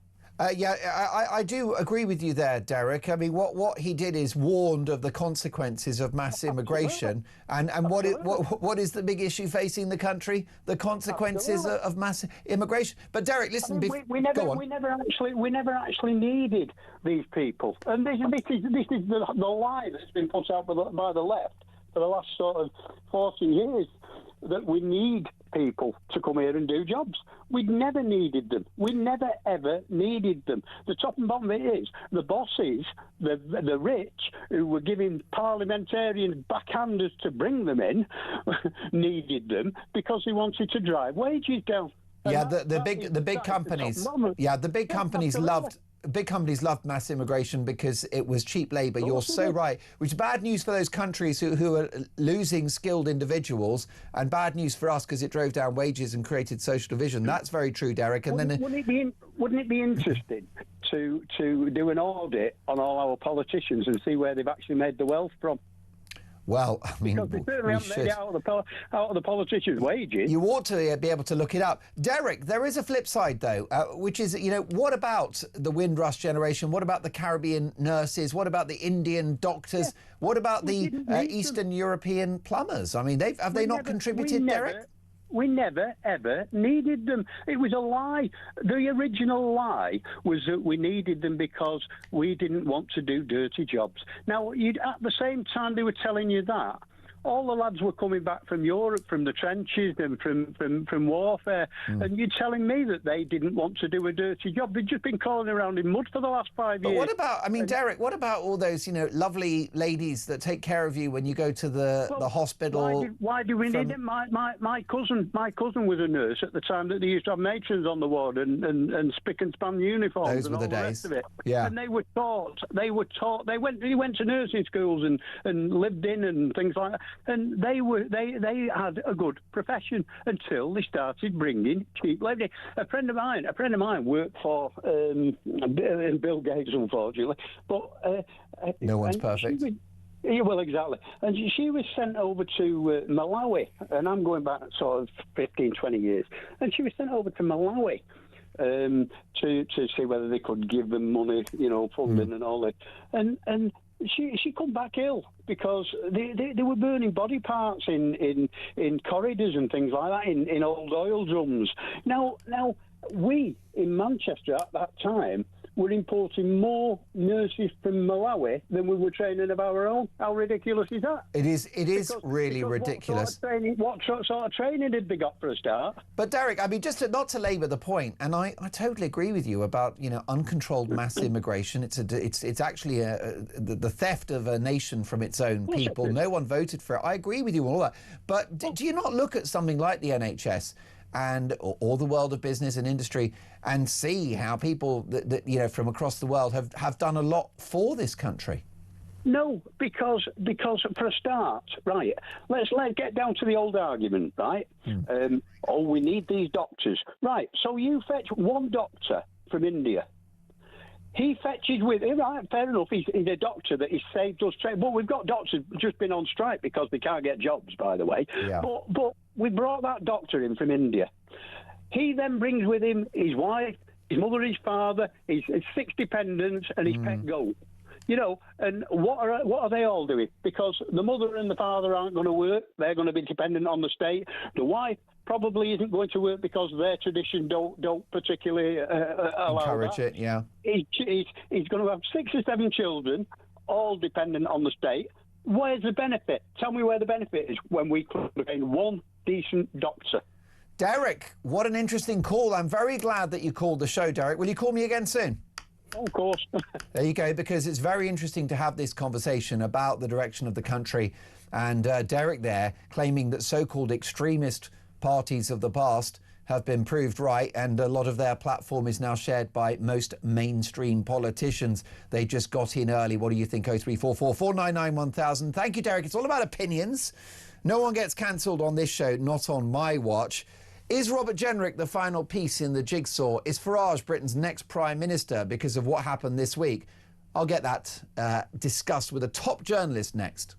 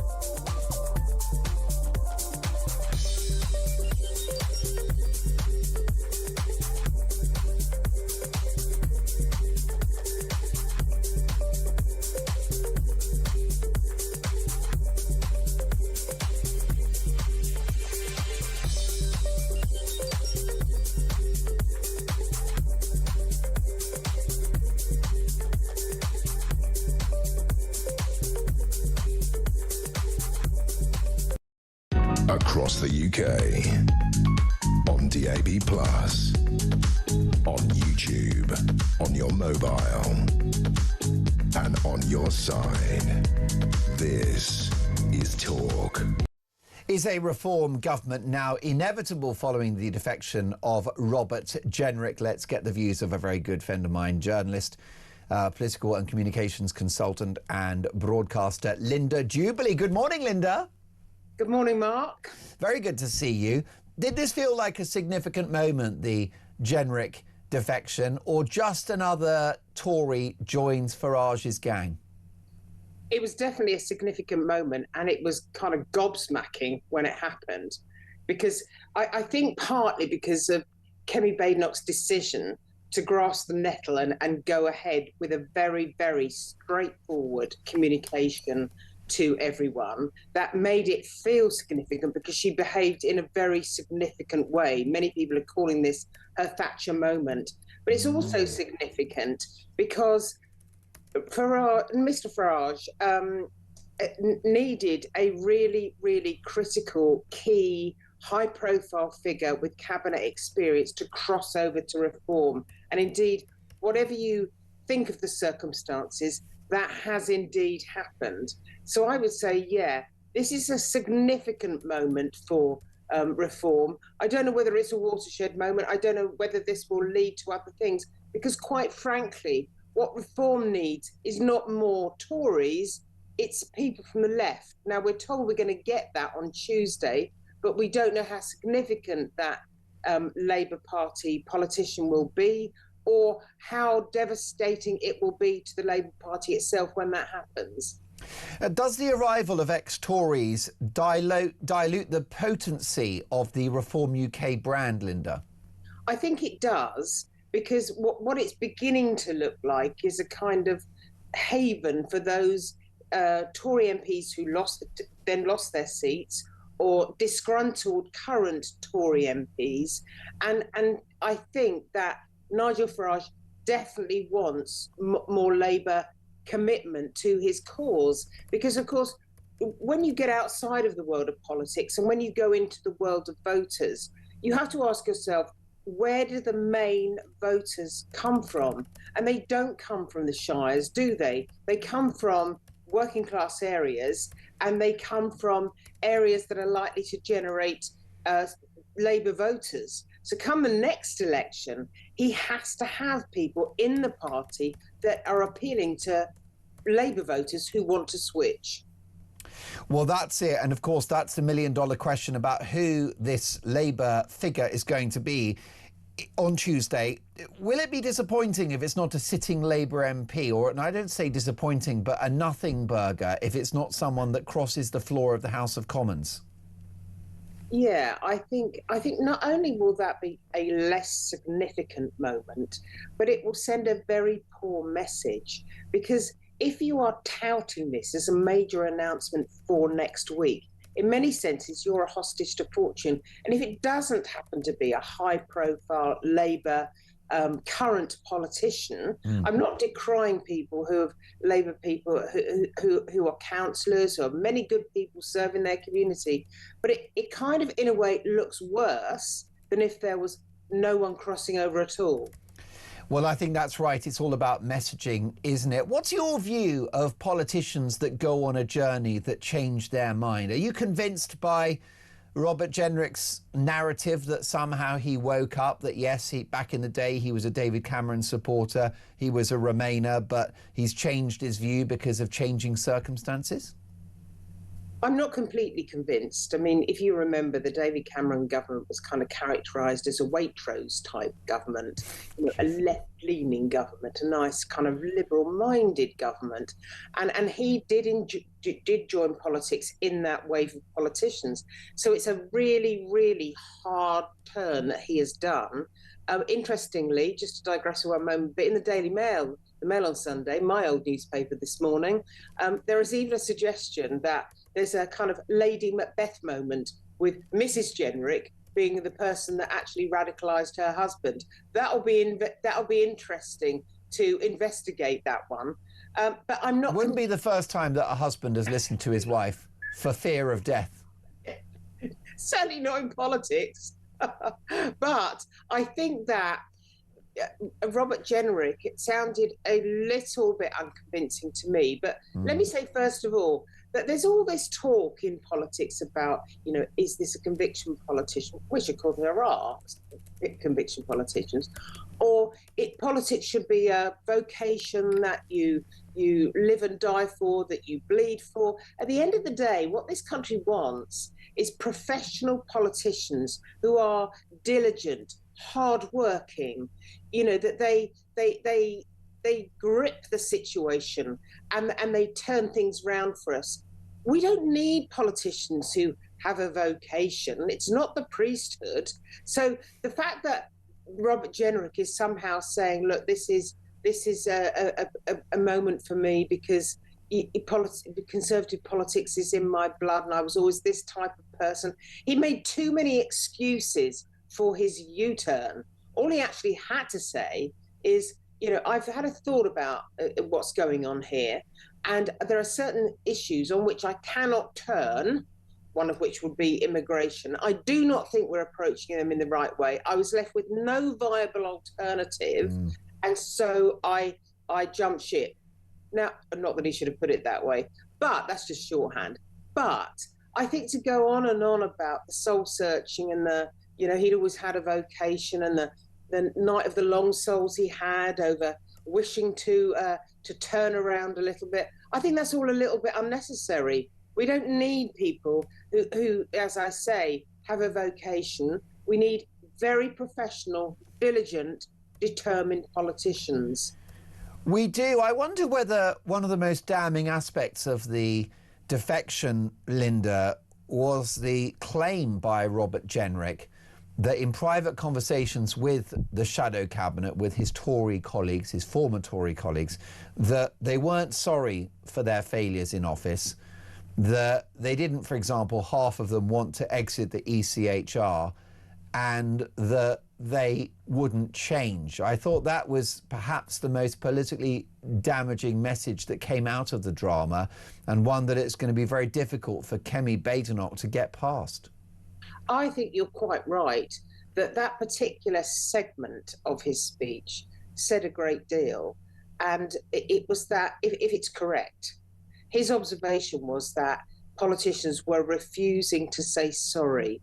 And that is one of the big failings of politicians of all parties, actually, is when it's gone wrong, they don't say sorry. Now, publicly, Conservative MPs, including Kemi Badenoch, have said sorry for the previous 14 years, but do they actually mean it? Now, Robert Jenrick's position is that they don't mean it. They didn't act like they meant it, and therefore he was getting more and more angry at the situation not being addressed in the way he thought it should be addressed. And I think it is really worth paying attention to what he said in that speech. I mean, he was, I would say, and I'm someone who coaches people in public speaking and indeed writes speeches, that his speech was good. It was proficient, and it was very well delivered. He's known for delivering speeches without any notes, etc., etc. Although, in my view, all politicians should be able to do that. It's a pretty basic skill if you're in public life. Yeah. But I think that he did a good job. He's jumped ship now, but I think it's going to be quite difficult for him. Because I was listening to Michael Gove, who, of course, has some expertise on this subject, and he was saying the problem is that in your mind, you start to process the idea that you will defect, and you do the self-talk, you get all the answers in line, and you believe what you're going to do, then you take the action, and then you communicate your action. But actually, as far as the wider public is concerned, they may not think the way you think at all. And in fact, I have it on very good authority over the last couple of days that several quite key grassroots members of the Conservative Party, not that this would worry Robert Jenrick now, really regard his behaviour as treacherous. There is this kind of, betrayal that they feel. And I think that there are many people out there who will find that is an impediment to trusting him in the future. I always quote this one really interesting line. It's from the German philosopher Nietzsche, who says, "You can lie to me, but I won't believe you in future." And I think he's in that territory. Well, that's exactly right. The big sort of selling point of the Conservatives under Kemi Badenoch, Linda, is that we have changed. We've listened, we've learned, we're sorry, we've changed. And for the rest of his political life now, Robert Jenrick will be calling that out and contradicting it as someone that can say, I was there, I was at those meetings, I was around the table. They're not sorry, they're not going to change. What about the internal politics of Reform UK? Can it manage that many big personalities? Nigel Farage, Zia Youssef, Richard Tice, Robert Jenrick. Well, of course, when political parties develop, they have to be able to manage their big beasts, and there should be more than one. Now, I would say that Nigel Farage's weakness is that there is, at the moment, only Nigel Farage. I mean, there is Zia Youssef. He makes a good fist of the speeches he makes, and Richard Tice. You know, I've got many friends who are journalists, regard him in a very reasonable light.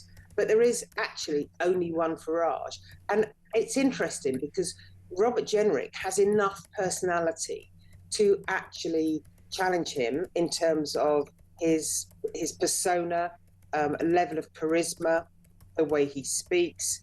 But there is only one Nigel Farage. I mean, he has a peculiar ability. It's not peculiar, it's a particular ability to resonate with people in much the same way that Boris Johnson had.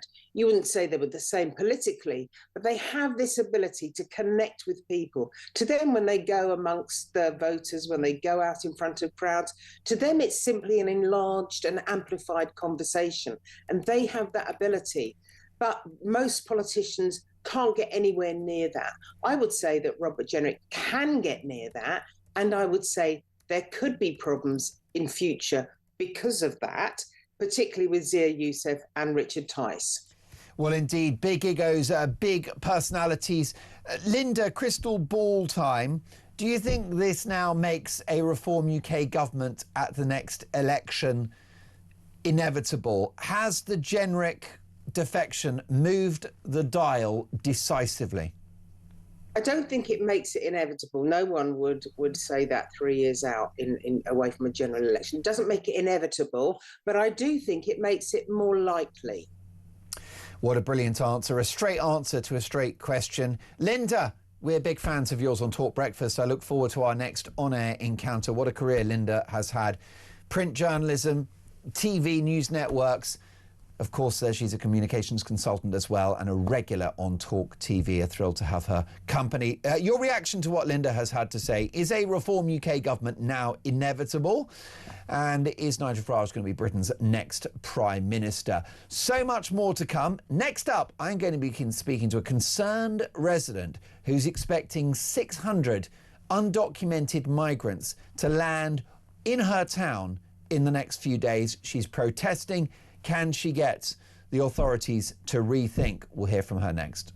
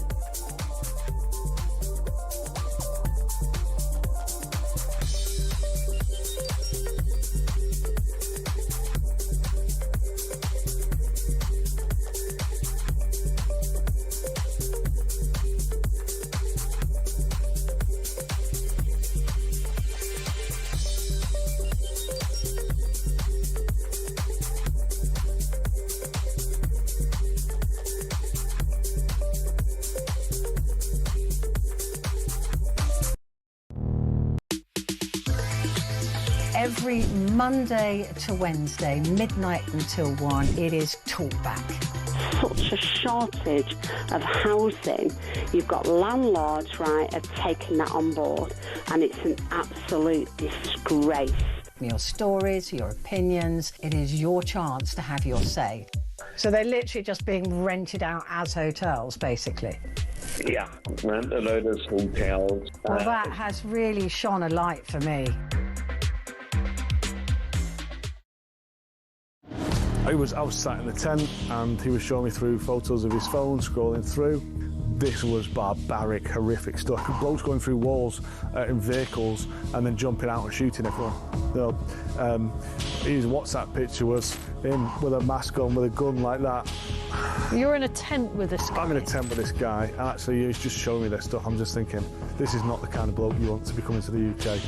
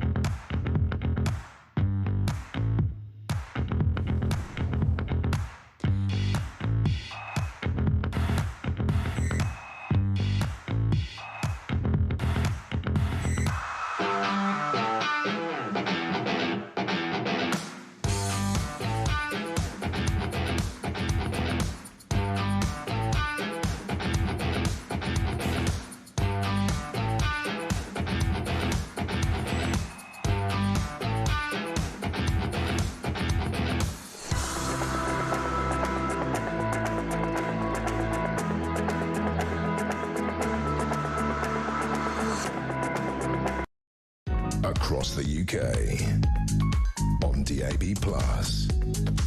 on YouTube, on your mobile, and on your side.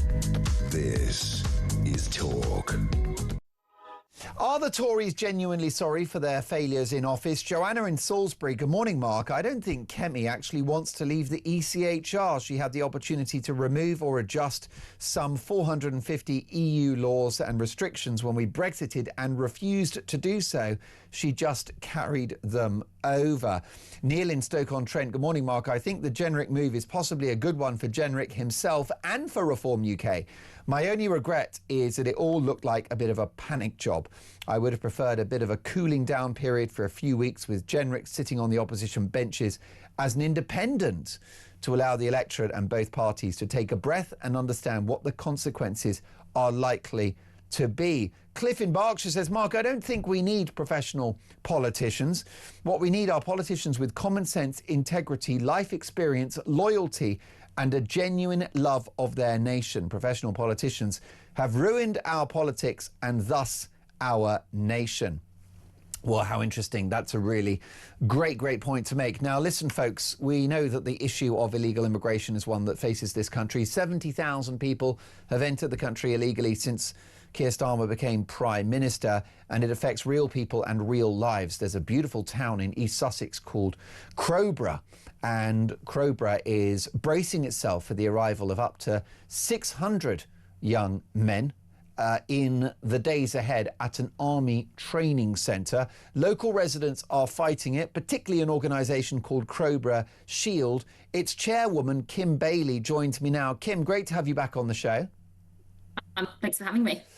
So what is the timeline for the potential arrival of 600 undocumented men in your town? Well, that's the million-dollar question, isn't it? Because we obviously issued legal proceedings against the Home Secretary, the Home Office, and what we got back was, well, no decision's been made, so we can't give you disclosure. Now, we know full well that that a decision has been made long ago. So it is the million-dollar question. No one actually knows. But what we've seen going on at the camp in the last kind of 48 hours is food trucks, looks like water tanks. So it's obviously imminent. But again, we've received nothing. Wealdon District Council stayed silent. They've not engaged with us. So no one actually knows. And therefore, if food is arriving, then it wouldn't take a genius to work out, Kim, that the arrival of up to 600 people, undocumented migrants, is days away. Well, it certainly seems that way. We met with the MOD a couple of days ago regarding the cadets. So the cadets were actually evicted at the beginning of December. Now, we're obviously halfway through January. They still haven't arrived. We know that what we've been doing in terms of the legal action has delayed them coming in.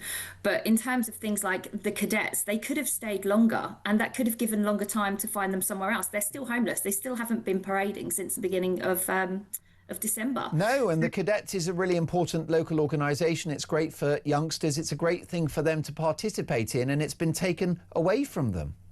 Yeah, it's been taken away from all of them. So you've got three different you've got Sea Cadets, Army Cadets, and the Air Cadets. Now, the Air Cadets are slightly different to all of the rest of the cadets because they use flight simulators. They've got a Boeing 737 simulator at the camp which can't be moved. And when I met with the MOD this week, they said that they would not be replacing it. Now, these are things that are funded through charities and crowdfunding through parents and the cadets themselves. So they've done this, over the years, and these amazing simulators that are worth millions of pounds are now just being abandoned and won't be replaced. So they're not going to be able to have the facilities anywhere near like what they've got at the Cobra camp. So the whole thing, as I keep saying, is just, it's unfair, it's disproportionate. And so what we basing this model is Wethersfield. Well, I think a lot of been going on in Wethersfield. We've received an OI recently been kindly shared by the Wethersfield team. They're saying is a success of that model in Crowbron. No, from 80 incidents that open and 35 arrests have been made, and they're saying it's a success. One of the key questions we're asking is, how do you measure your success? Most definitely. Now, Kim, we've been speaking for several weeks now. Let's be clear that neither you nor the residents of Crowborough are far right, are extremists, are anti-immigration. What we're concerned about here, are we not, is just the impact on a small town that is not geared up and is not able to accommodate 600 illegal immigrants in the neighbourhood. Yeah, there's nothing for them to do here, Mark. It's just like a sleepy little town. It's the edge of a forest. There's nothing for them to do. There's a few charity shops, a few schools, church. It's not got anything that is suitable to house that number of people. And as I keep saying, these impact assessments have not been done. A community cohesion impact assessment. We know that one's being done behind the scenes. No one's had sight of it, no engagement with us whatsoever. So it's all being done kind of behind doors. Now, one of the key things is if they're not doing any underhanded, if this is safe, then why won't they give us disclosure? The Home Office won't give disclosure. Wealdon District Council have not been seen since this, I think, a week after this broke in the media. Wealdon District Council leadership, which is Lib Dem and Labour and a Green, Rachel Millward, not been seen at all. We had one meeting, that's it. It's really concerning. And what we're talking about here is just the well-being of the locals. We're not going to demonise those 600 men, but the bottom line is if you take bored men with nothing to do of any background, you're going to have problems, Kim. Yeah, absolutely. I mean, when we went up to Wethersfield, it was we spoke to residents, we spoke to people in the town where they were bussed into, and they said they just kind of hang around in big groups of kind of 3 up to 8, and it's really intimidating. The girls avoid going into the town. It's quite a common thing, isn't it? After school, they go in, they meet after town, they go around the shops. They don't do it. People avoid going shopping when they know that these buses are going to be arriving. So bad. And that's, they don't need a bus to get into our town. It's walking distance for them. So check out crowboroughshield.com and we'll stay in touch with you, Kim. More power to you for your campaign.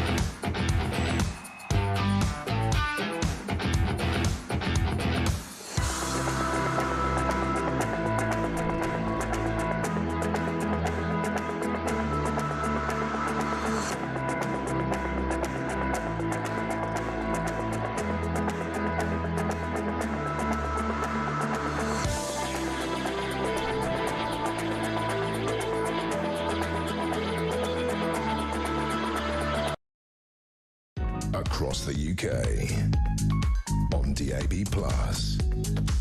on YouTube, on your mobile, and on your side. This is Talk.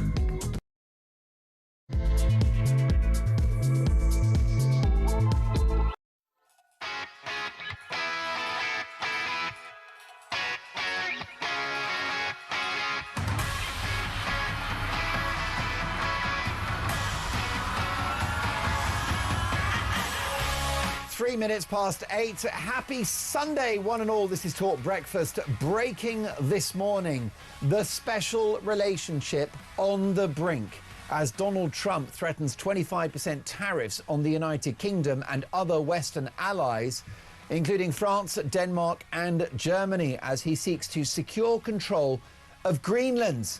Starmer has condemned the move, and politicians from across the political spectrum, including Kemi Badenoch, Nigel Farage and Sir Ed Davey, are united in their condemnation of the move.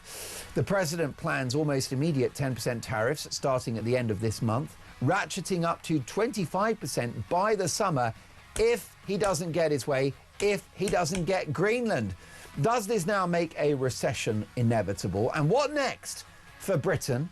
What next for NATO? What next for the United States? What next for the world?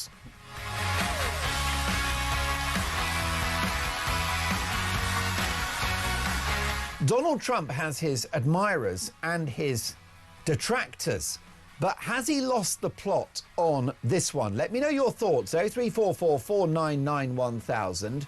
With the threat of tariffs, with the threat over the territorial integrity of a NATO country in Greenland, has Donald Trump lost the plot? Has it changed your view of the US president? Or, given the fact that China aren't happy with this policy, given the fact that Russia aren't happy with it, is that all you need to know to back the leader of the free world in his designs on this disputed territory? Meanwhile, the war of words between the Conservatives and Reform UK over the defection of Robert Jenrick worsens, with the Conservative leader Kemi Badenoch saying Robert Jenrick isn't really a proper right-winger at all. But does his move to Reform now make a Reform government inevitable? Was the recruitment of Jenrick the final piece in the puzzle which sees Farage enter number 10 at the next general election?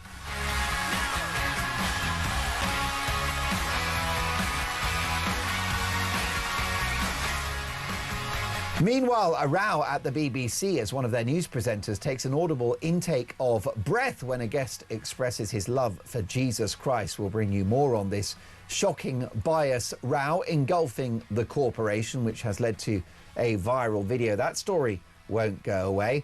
And pressure grows on the Prime Minister to sack his Health Secretary, Wes Streeting, who appears to be on manoeuvres for the leadership. Is he Labour's Robert Jenrick, and has he got to go? Now, my priority for the next 2 hours is to get your opinions on the national radio and television airwaves. You can hear us on DAB+, in-app and online. You can watch the show. Just head to YouTube, search Talk, and up we pop. My phone number is 03444991000. The excellent Tommy is taking your calls today. Has Donald Trump lost the plot? Has your view of him changed with the threats of tariffs over Greenland policy? Also, Farage and Reform and Jenrick, are they Britain's next government? 03444991000. Text the word talking your message to 87222. Leave us a voice note, and as the saying goes, let's talk. Dolan's Dispatch coming at 9 a.m. Looking forward to that. Here are today's front pages. Sunday Express, Farage, this is a historic moment. Voters should unite behind Reform UK to fix broken Britain and defend Brexit, Nigel Farage has declared after Robert Jenrick's landmark defection from the Conservatives. Mail on Sunday, Jenrick's bizarre plot to be new sheriff in town revealed. Surreal strategy prepared by Tory turncoat as he summoned up the courage to jump ship to Reform. The Mail on Sunday, they're very much backing the Conservatives in this war of the right. The Observer, blackmail over Greenland. Donald Trump puts rising tariffs on the UK and European allies until he gets control of the Danish territory. Sun on Sunday, fury at anti-Muslim posts. Apprentice in race rant storm. The Apprentice has been hit by a race row over a contestant's social media posts. Levi Haig apologised for his vile anti-Muslim comments. Bosses of Sir Alan Sugar's BBC show said they were totally unacceptable. Daily Star Sunday, Lucy Letby, I will be free. And the Sunday Telegraph, Trump declares trade war on Britain over Greenland. This is the worst move of his presidency, says former Trump top advisor and White House kingmaker John Bolton. Sunday Mirror, royal exclusive, Harry's lonely trip home. Both are in London, but Prince will not see the king this week. And the Sunday Mirror, Trump slaps 10% tariff on UK over Greenland. Well, we're going to have a look at Reform UK. Are they the next government? And the civil war within Labour, by the way, is Wes Streeting, our next immediate Prime Minister, before Farage walks into number 10. We'll get to all of that in the company of two good friends of mine. We have Labour councillor and commentator Sebastian Salek. Lovely to see you, sir. Good to see you. Peter Barnes, political strategist and broadcaster and talk regular. Great to see you as well. Nice to see you. Is this an awkward moment for Trump supporters, given the fact that he's got designs on a NATO territory and is threatening tariffs on Western allies if he doesn't get it? It is, if you don't understand why he's doing it. Basically, I find it quite hilarious that Europe has lost its mind again when it has not done what it was required to do. Donald Trump is doing this purely because we have a £28 billion black hole in our defences. How? Why? Donald Trump is literally having to force Europe yet again to get its house in order while we play around with digital ID. He's got to deal with Russia and China. It is absolutely beyond understanding to me that yet again we're having this argument about Donald Trump is walking away from NATO. We're so far out of the room we can't even tell what building we're in when it comes to NATO anymore. It is. I spent most of the week with Americans dealing with this from NATO and from the Republican side of things, and the State Department is apoplectic with the Foreign Office and the MOD for not being able to get the Downing Street into line on this.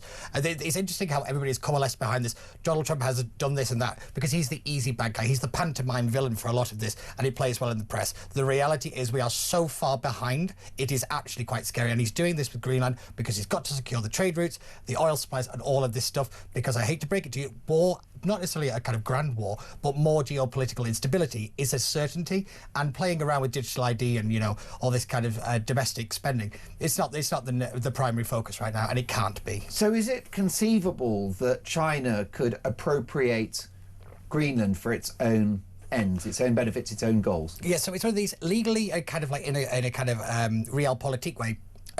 It already has, in a way, because it's already got that influence there. The fact we're having this conversation means it's already there. You know, Russia and China have been digging around this area for a long time while we've been, you know, fussing over what is a woman and, you know, who gets to use what bathroom. This is the real point, is that we've been able to indulge this nonsense while real players on the geopolitical scene have been securing so many more sea bases, supply routes, and securing its kind of internal infrastructure for this to happen. And they've been doing it for the last 15, 20 years. And, you know, we've been going, oh, isn't Donald Trump bad?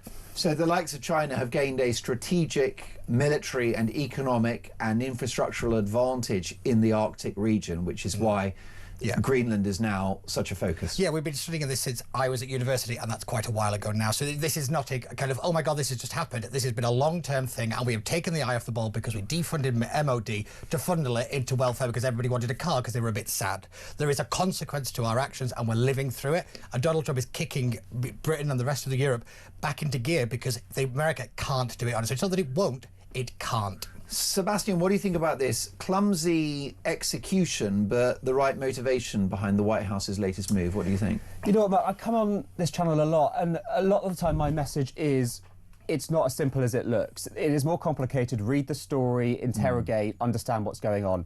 I think this time it really is that simple. It is the fact that the President of the US is going after EU territory, and we should be really, really worried about that. Not only is he making a claim for land that isn't his, he is threatening us with tariffs. He's threatening our allies with tariffs. And this is really, I think, the start, if it carries on like this, of a big rift with arguably our greatest ally. We should be incredibly scared. Would the US appropriation of Greenland be preferable to Russia or China being in charge, taking that territory? Well, if Russia were having trying the to upper take hand. it, it's an attack on a NATO ally and we're at war with them. So it's quite simple. Taking it. So there's kind of having boots on the ground and there's having the sphere of influence, which Sure. is what the State Department has been all about for quite some time. It doesn't matter whether China legally takes or legally invade you. If you're having a direct impact on it, they've already taken control. And Russia had been doing this throughout Eastern Europe, since Putin really came into power. And we talk about this time all this stuff about having the EU candidate and the Russian candidate. That is influence. That is the thing that we should have been pushing back. And it's not as simple as he's kind of going to take an EU territory. They already have treaties in place. They already have boots on the ground in there. It's much more complicated than Trump bad. And this is geopolitics. The US can have more military bases in Greenland based upon an historic treaty that they've got with Denmark. So why does he need to take Greenland? Why does it not need to become part of America? Because it's not enough. It's not enough. That supply route will change everything in terms of its strategic importance because of the Arctic ice cap has kind of melted. So basically, that is now got a lot wider. There's more to patrol. You need more vessels in there. You then also have the fact that we lost a couple of submarines in the middle of the Atlantic, and nobody seemed to care.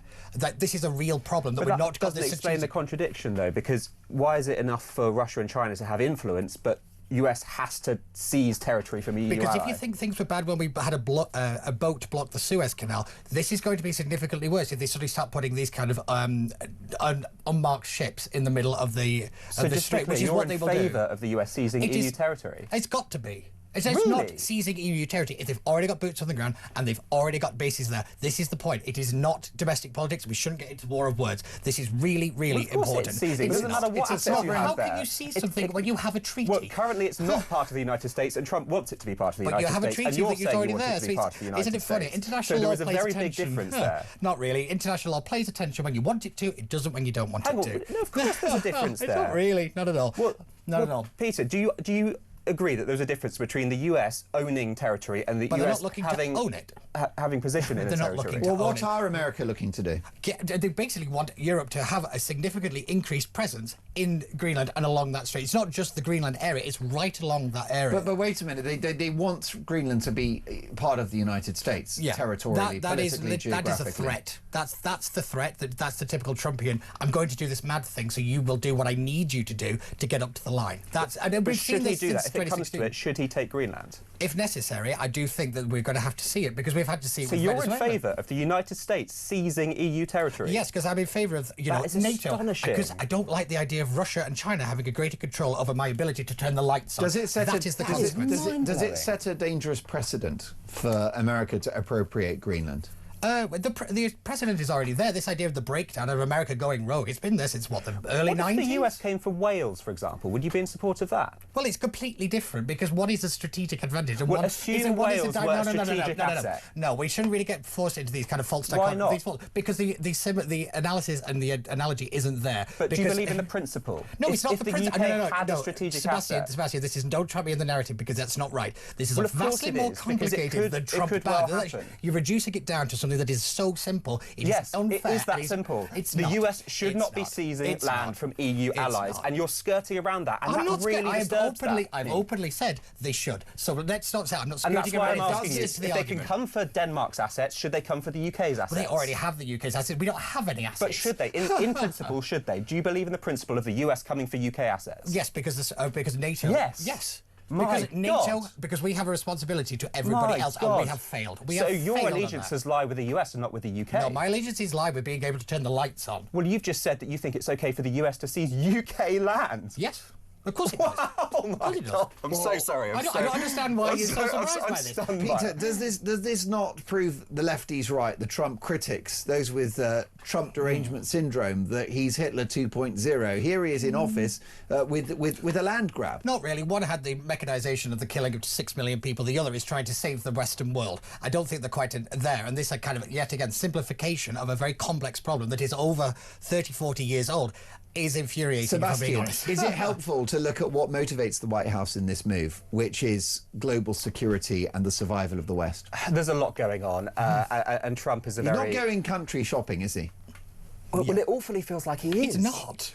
It's not. It's just a misunderstanding of the importance of that big line, and he's saying, I will come for Greenland, and if we ignore that threat, however empty you may claim it to be, then we do that at our peril. We cannot afford not to take this seriously. Some would say with, China and Russia's strategic interest in the area already and their designs on the territory, some might say, whose side are you on? Pick a side. USA. Oh, yeah, completely. I'm really concerned that there is a growing constituency of Trump supporters in this country, and I want to see them come out today and say, what side are you on? I'd ask the same thing to the Labour Party, if I'm being brutally honest, because I'm looking focused on Trump supporters. Well, no, so whose side are you on? USA or China/Russia? I'm on the side of the UK. And what that doesn't answer my question. Yeah, it doesn't. Yeah. Which side is the Labour Party on, for starters? Because if you really cared about this issue, where have you been on geopolitics and global security? Absolutely no. You can't support the English the channel. You're about to have the super embassy smack bang in the middle of London. You've recognised the state of Palestine. We're basically being kicked out of the Five Eyes programme because of Starmer. So you support Trump taking, in theory, UK assets, and that scares the living daylights out of me. Because yet again, the Labour Party is not taking accountability. And I stand with our closest allies here in Europe. Peter, do you not think you've jumped the shark a bit by offering Wales to Donald Trump? No, well, do you know what? I wish I had. Going to get some angry callers today. Yeah, however, I don't think I am, if I'm being brilliant, because I think the reality is lots of people understand that when you put Chinese super embassies in the middle of London, despite everybody telling you it is a silly idea, and David Lammy, when he was Foreign Secretary, pushed ahead with it, Keir Starmer has kicked the can down the road so he can announce it on the 27th in China.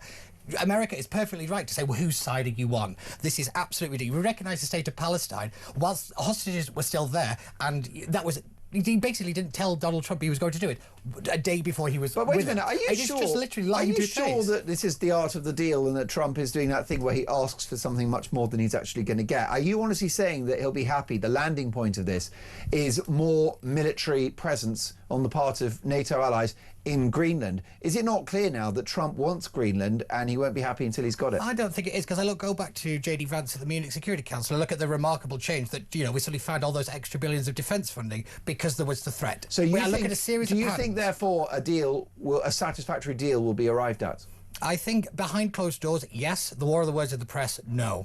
How long is it going to take, by the way, if a deal is in the offing? I bet it's already being done as we speak. So therefore, do you think that the likes of the UK, France and Germany could avoid tariffs in 2 weeks' time? Reduced ones, but he's going to have to keep up the show of the front, but they'll be somehow watered down. They'll be specific and targeted. These are just general at the moment. It's a kind of sweeping spray, but what we'll see is there'll be negotiations and there'll be kind of ramping up with a couple of announcements. Russia and China thwarted in the Arctic. That's good news for the West. It's good news for my viewers and listeners. However, that's achieved. Not by seizing territory. That's just not how we do things on the global stage. Yes, we don't do geopolitics by bullying, especially among our allies. We don't do things among bullying. Well, no, we never worked with NATO, then, have you, Sebastian? I'm not going to stand here and watch the US bully my country. Well, I hate to break it to you. It's been doing it since the mid-1960s, so won't kill bad, Sebastian, because that's how NATO works. It is American bully boy tactics. So are you okay with the tariffs? They are a necessary evil. I don't like them. Nobody does, but unfortunately... So in a trade war... Hang on, let's just be really clear about this. In a trade war between the US and the UK, you are on the US side. Well, we already have those tariffs thanks to the fact that we have a worse deal with the Americans than we do now. Are you on the side of the US? It's not on the side, Sebastian. Well, of course it is. If you're saying I support US tariffs, you are on the side of the US. Here we go. Let's reduce it down to simply... You have a secret passport you're not telling us about. No, because... here we go again.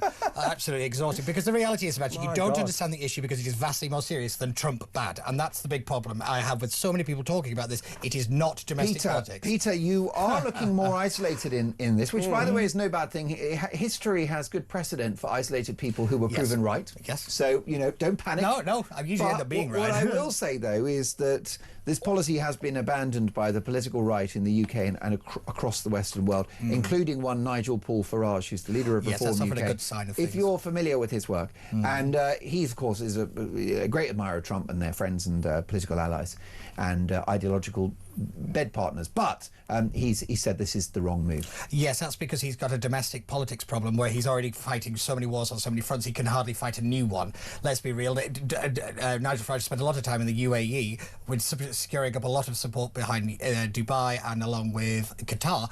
Just at the same time, a lot of the American contingent does happen to be there. This is not a silly move by Farage, but on the domestic in front of the press that is particularly hostile to him, of course he's got to say this thing. I'm not Nigel Farage. So do you think Nigel doesn't really think what he tweeted? I think a lot of politicians don't really mean what they tweet. Because most of it's coming from Keir Starmer, mainly from OpenAI. So yeah.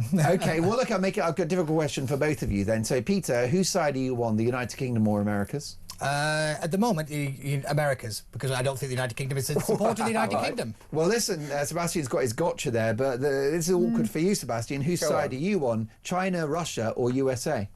On balance, you always have to side with the US, but right now it's incredibly concerning that they're using this kind of bullying tactics. So you're agreeing with me? Well, for me, if it's a face-off with China/Russia and USA, then it's, for me, USA. So I win. I'm so isolated. For me, it's USA by any means, but I share. I'm not sure that's the case. No, share Sebastian's concerns about NATO, about the principle of taking a sovereign territory, an EU nation.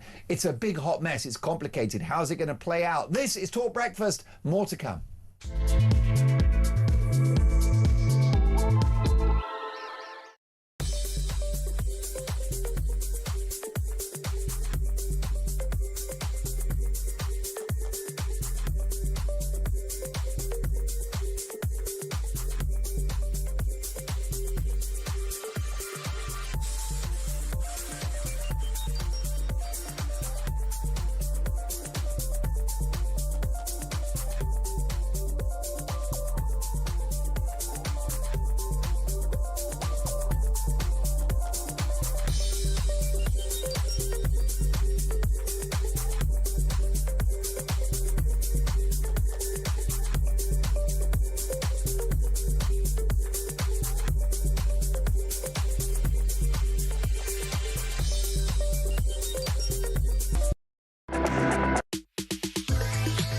Every Monday to Wednesday, midnight until 1, it is Talkback. Such a shortage of housing. You've got landlords, right, are taking that on board, and it's an absolute disgrace.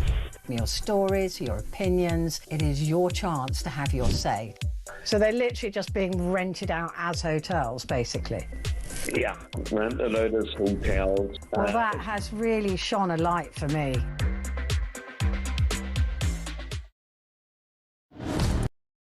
Across the UK, on DAB+, on YouTube, on your mobile, and on your side.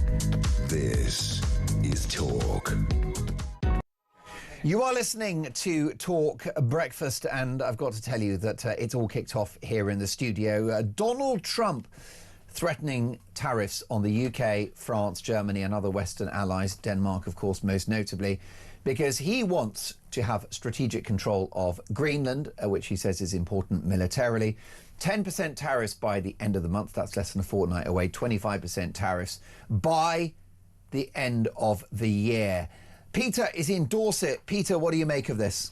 Oh, like I said... Oh, can I apologise? Yes. You are Peter. I've got another Peter, right? Sorry. I've got Peter Squared, and we'll come to you in just a moment, Peter. But Peter, what do you think about this, sir? Your reaction? The situation is really quite extraordinary for supposedly intelligent people who are running governments. They have a man called Donald Trump with the strong arm of America who can deal with taking over Greenland and keep the West protected. And we've got Europeans who've got Russia sitting on their doorstep at the moment, and all they want to do is send more forces over to Greenland. If anybody had half an ounce of common sense, the Danes and the Americans together somehow would get together, allow America to run the show with security, take some assets out of Greenland, let the Danes have some assets out of Greenland, and let the Europeans, instead of being pumped up partridges, which is the whole lot of what they are, they couldn't organise anything. I mean, all you talk about is Poland have got these armed forces, and this lot have got these armed forces. There's about as much unity in armed forces in Europe as, a three-legged giraffe. Yeah. Basically, the situation is absolutely ridiculous. They've got a guy who's willing to send his troops with all the money that's going to take to do it, to guard Greenland, help the West, and let Europeans get on with trying to run Europe, which they're completely useless at doing, on the border of Greenland. What's their problem? There you go. Sebastian Salek, this is a crisis of Europe's making. I don't think that's the case. I will accept that we have underspent on defence over the last 10, 15 years, maybe longer. We can and are and should be ramping up our defence spending. But that is no excuse, and I come back to this because it really is that simple, for the US to come in and take territory off our ally, Denmark. Because where does that end? Where do they come for next? We've seen this pattern play out repeatedly across history. A power-hungry leader takes one territory, and then they take another, and then they take another, and then we're in all-out war. And I really don't want us to get to that point.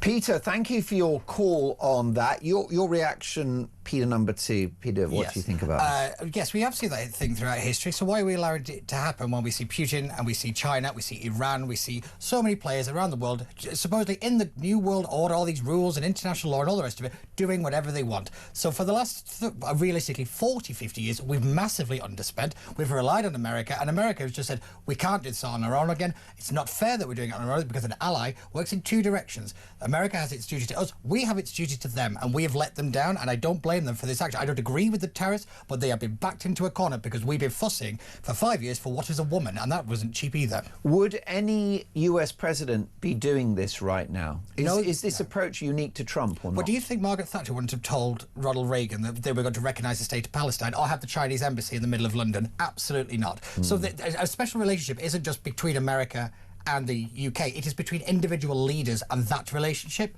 and it always has been. So I think that breakdown is why Trump feels like he could do this, because he doesn't feel like he's got an ally in Europe. Well, many Republicans have parted company with Trump on this move. What do you read into that, and what could the consequences be? That's domestic, because they've got the midterms around the corner. Let's not forget the MAGA base is not particularly pro-invasion, not particularly pro-long war, so there's a lot of internal politics when it comes to that. And it's not understood by American voters. Yes, foreign wars after Afghanistan and Iraq don't really poll very well unless you do what Venezuela was, and it was a quick extraction, in and out, and off you go. This is going to be long, drawn out, and it's very complicated, so there's no votes in it. Sebastian Salek, Robert Jenrick has joined Reform UK. Is that the final piece in the jigsaw that makes Nigel Farage Britain's next Prime Minister after Angela Rayner and Wes Streeting and Ed Miliband have had a go? I think it's tiring both the Tories and the Reform Party, to be honest. Reform increasingly looking like a band of Tory has-beens. I think that's really going to hurt them, because the one advantage Reform has is that they are untested. They can go to the voter and they can say, look, how much has everybody messed up? Why don't you give us a go? Let's see what we can do with it. But increasingly, the top brass in Reform have had their go already. Between 2010 and 2024, they have messed up. They've got a lot of baggage to their name, and that's really, really, I think, going to damage them at the ballot box. Although I wonder, Peter, whether Robert Jenrick will have the zeal of the converted. Somebody that was a Tory centrist becomes a radical right-winger.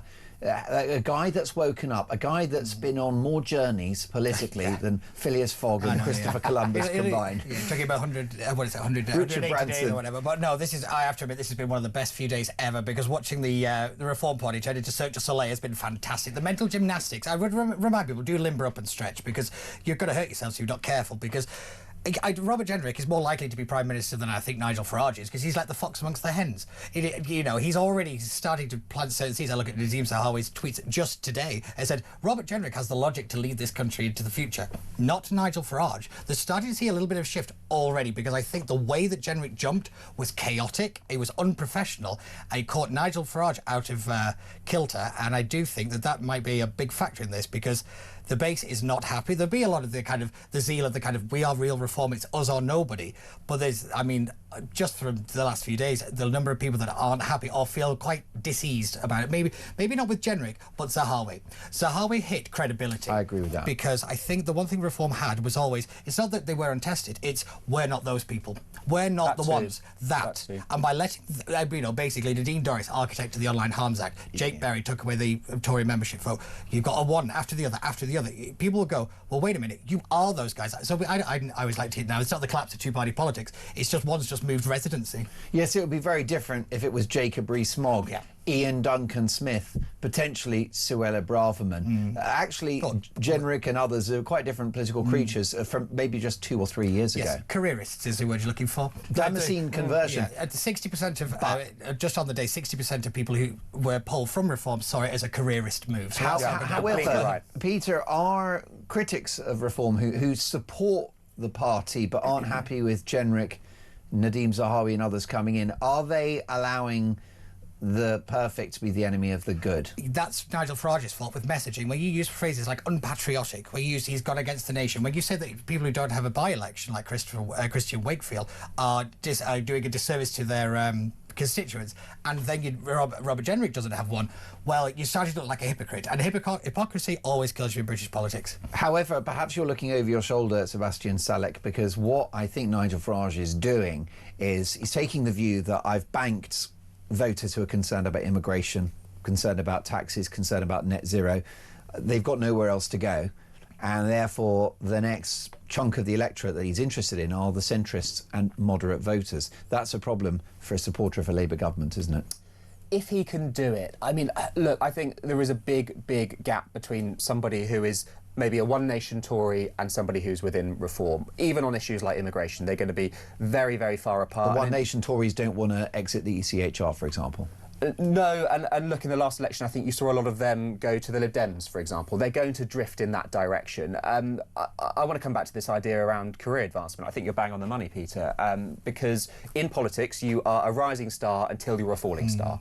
And Jenrick knows he has maybe one electoral cycle to really make it. After that, he's another has-been. I mean, he said it in his defection speech. Well, I'm going to put my career on hold and move to Reform. I mean, what blatant obvious do you see that this was not about principle? This was. Let's not forget, he's a Remainer. He was the immigration minister. Well, Nadeem Zahawi was the chancellor that put the taxes up to the 1940s rate and openly admitted his role in the Boris wave. At what point do people realise that Nigel Farage may have banked those voters? He's also taking them for granted, which is what he did in UKIP. He started to drift to the centre without bringing people with him. He just expected it. But it's rinse and repeat. Nobody can claim that Nigel Farage is not a robust right-winger and he's concerned about immigration. Well, you think he's a bit woke, a bit flaky? Gone to Davos. I look at the two-child benefit cap. I look at Shamima Begum. I look at He's more flip-flops than at Benidorm. When it comes to that man, I've always said he's a reactionary, not a conservative. But he's reacting to the situation. Is power not more important than any of those things? And is that not his focus? We've learnt nothing from the Conservative downfall. But you compromise, you lose your values, you lose your core idea, and that is how the Conservatives disintegrate. No, is not what Farage is doing, who's a keen student of British political history. He's doing a Blair in '97, which is... So Tony Blair had a left-wing administration on offer, but he pretended to be very, very economically dry so as not to scare the horses. Aspirational Brits who had supported the Tories voted for New Labour. We don't use the word socialism, we're patriotic.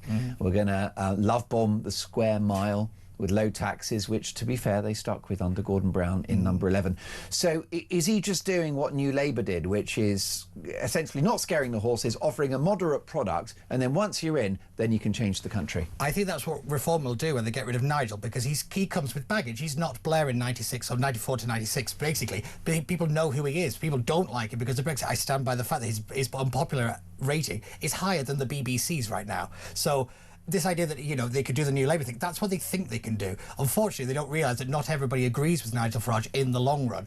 And I think once Brexit kind of comes back on the scene and people start talking about that again, I think that is actually going to be a negative for them, because they're going to have to start defending Brexit and the chaos Peter, of that. I think he ran away. I think that's a great narrative. I think you're another, perhaps on the right, dare I say it, that's an ideological purist. And whichever kind of I like competence particular sort of what is it, the Judea People's Judea Republic? Oh yes, yeah, that one. No. But the issue you've got is that I've got viewers and listeners who would say, look, I'll take a Reform government that's not that competent over what we've currently got, or the Tories who failed over 4 years, that actually if things get 10% better in the country, they'll take that. Yeah, that's Where's your pragmatic approach?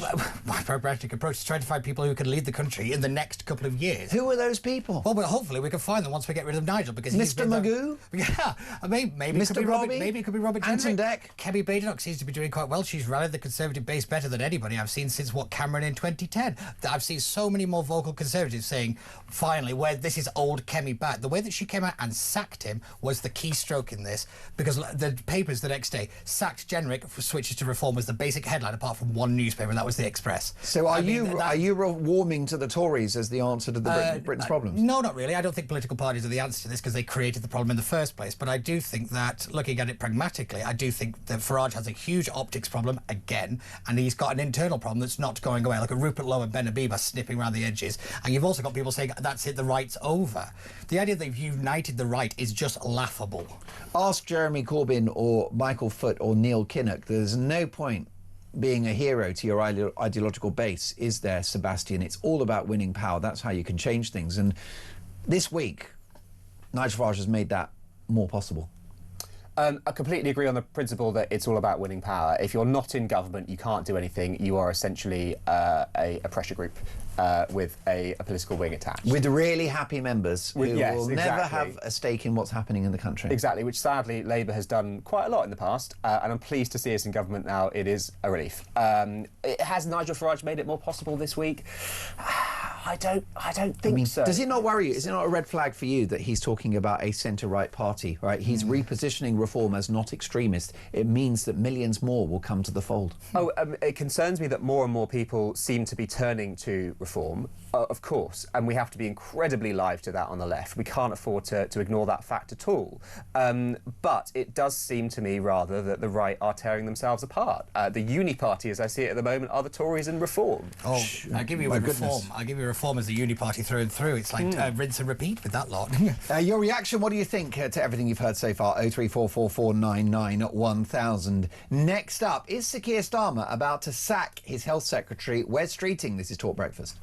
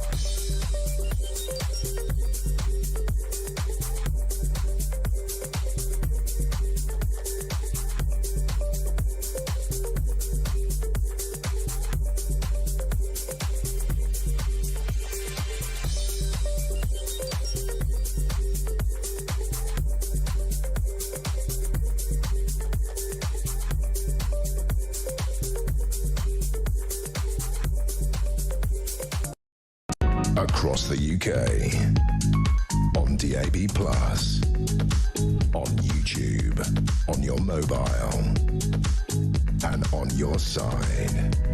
This is Talk.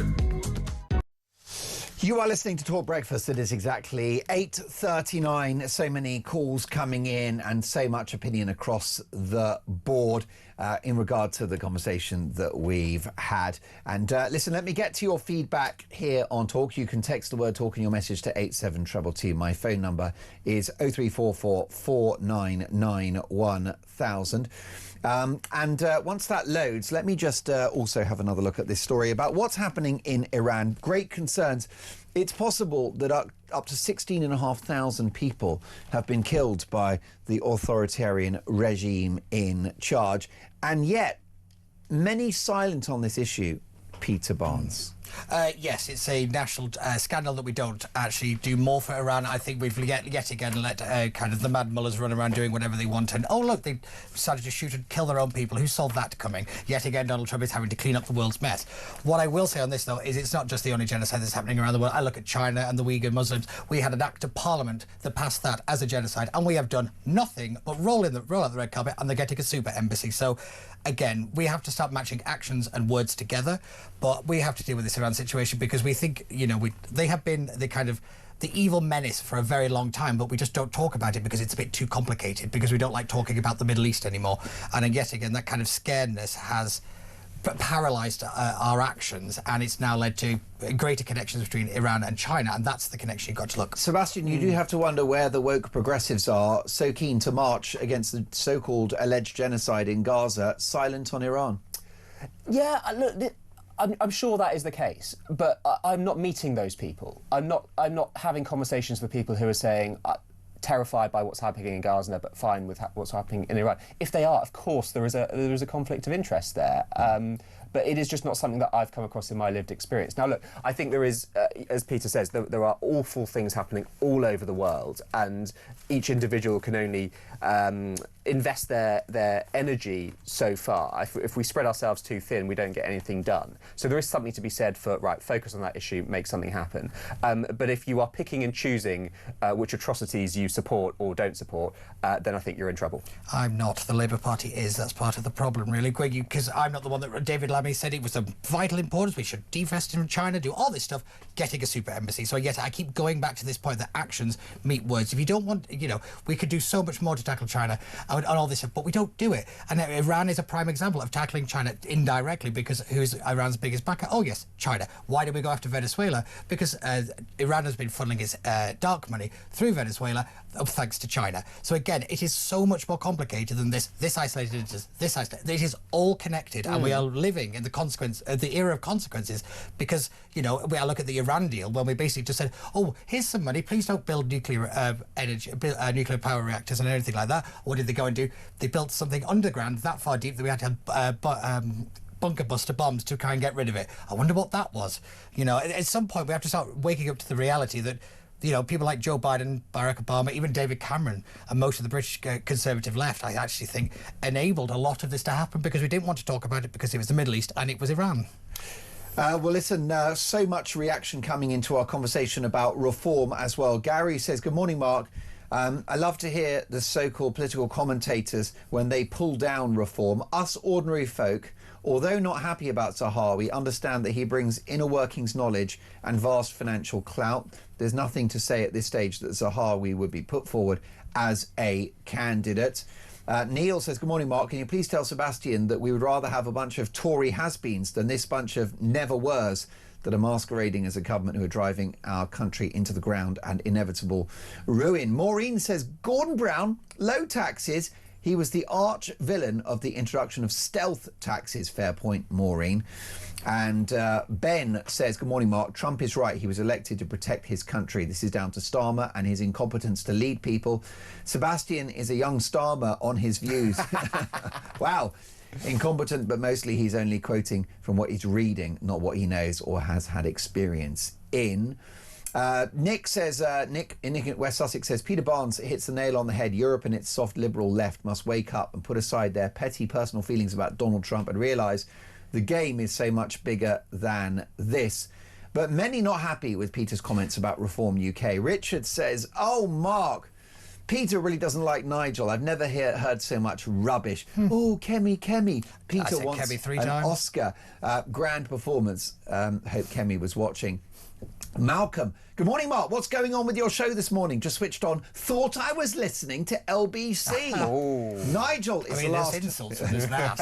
Not on my watch. Over my dead body. Nigel is the last hope for this country, says Malcolm in Hearts. That's a problem, Peter. You are at odds with the concerns of ordinary people who want change, are fed up with the state of the country, fed up with the boats. Nigel's our only hope. That is the narrative I don't like. He is not the only hope, and he has convinced so many people that he is, because what he does is anybody who looks like a challenge or a leadership threat is suddenly castigated out. I look at Rupert Lowe. Why hasn't Suella moved already? I go back, I was sat in this studio in October talking about a Suella defection. That was put down very clearly by inside sources because she wasn't a team player, yet you've just welcomed Robert Jenrick, who sat in the shadow cabinet for months as a traitor. Trying to make the shadow cabinet better and trying to have some common sense in According the Tory party. Whom? Because he's woken the defector up. And the traitor. Oh, this is a guy that resigned as immigration minister. I'd also like to point out that I left the Conservatives and didn't jump to Reform. I have principles, by the way. Alex in Belfast, good morning, Mark. The weekly cast of We Hate Nigel is starting to get a bit boring now. Sorry to say. Was a great show until Statler and Waldorf started. Which is which? They are a pair of blowhards. We're in business. There you go. Well, listen, I think we will come back to that conversation. Let's talk, shall we, briefly about the governing party of this country, which is Labour, and a bit of a civil war brewing within the cabinet.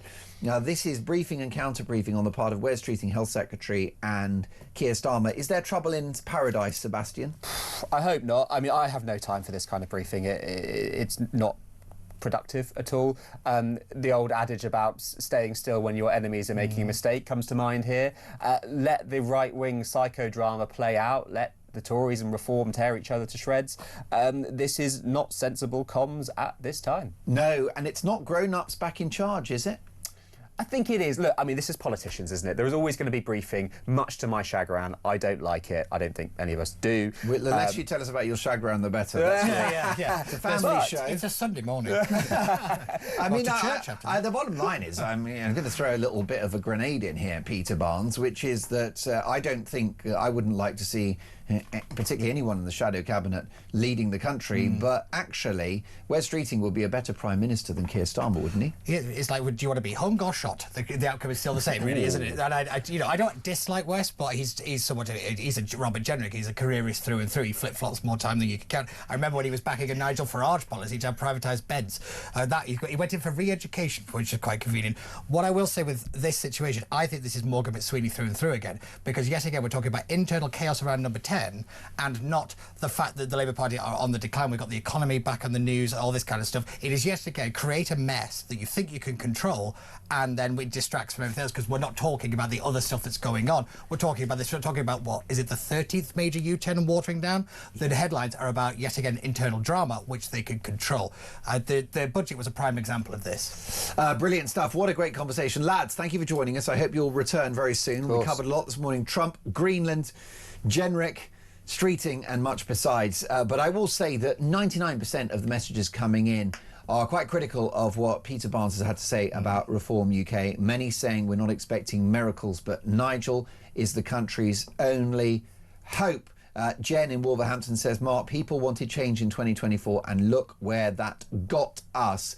And last word goes to Francis in Langlechley, who says, good morning, Mark, I'm Welsh. Please let Sebastian, your guest, know that if Trump comes for Wales, I'll be dusting off my Stetson and practising my yeehaws. Oh, wow. After endless years of Labour ineptitude. I think that if Trump were to take Wales, I do think that the national menu would improve. It's going to be huge. Yeah, there'd be pulled pork, there'd be great ribs, barbecue sauce, country western music. Dolly Parton would probably open Wales. She'd cut the ribbon. Give me Barra Britt and Sam Fire any day. I'll be standing with the Welsh. 0344 499 1000 is our phone number. Next up, a massive crisis engulfing the BBC. You won't believe this video. That's next.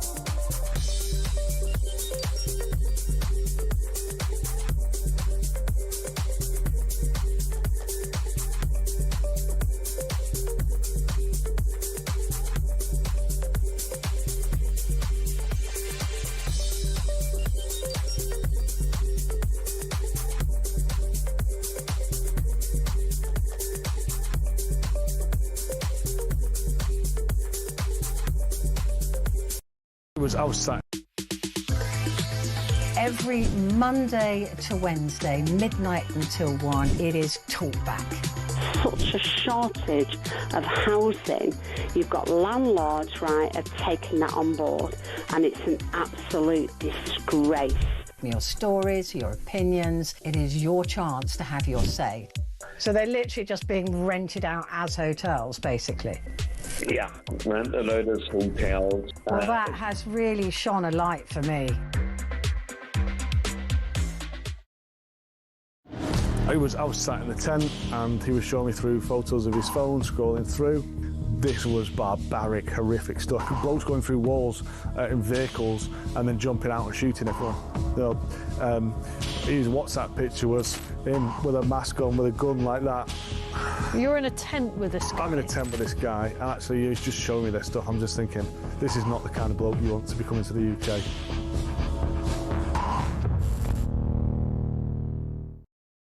Across the UK, on DAB+, on YouTube. YouTube, on your mobile, and on your side.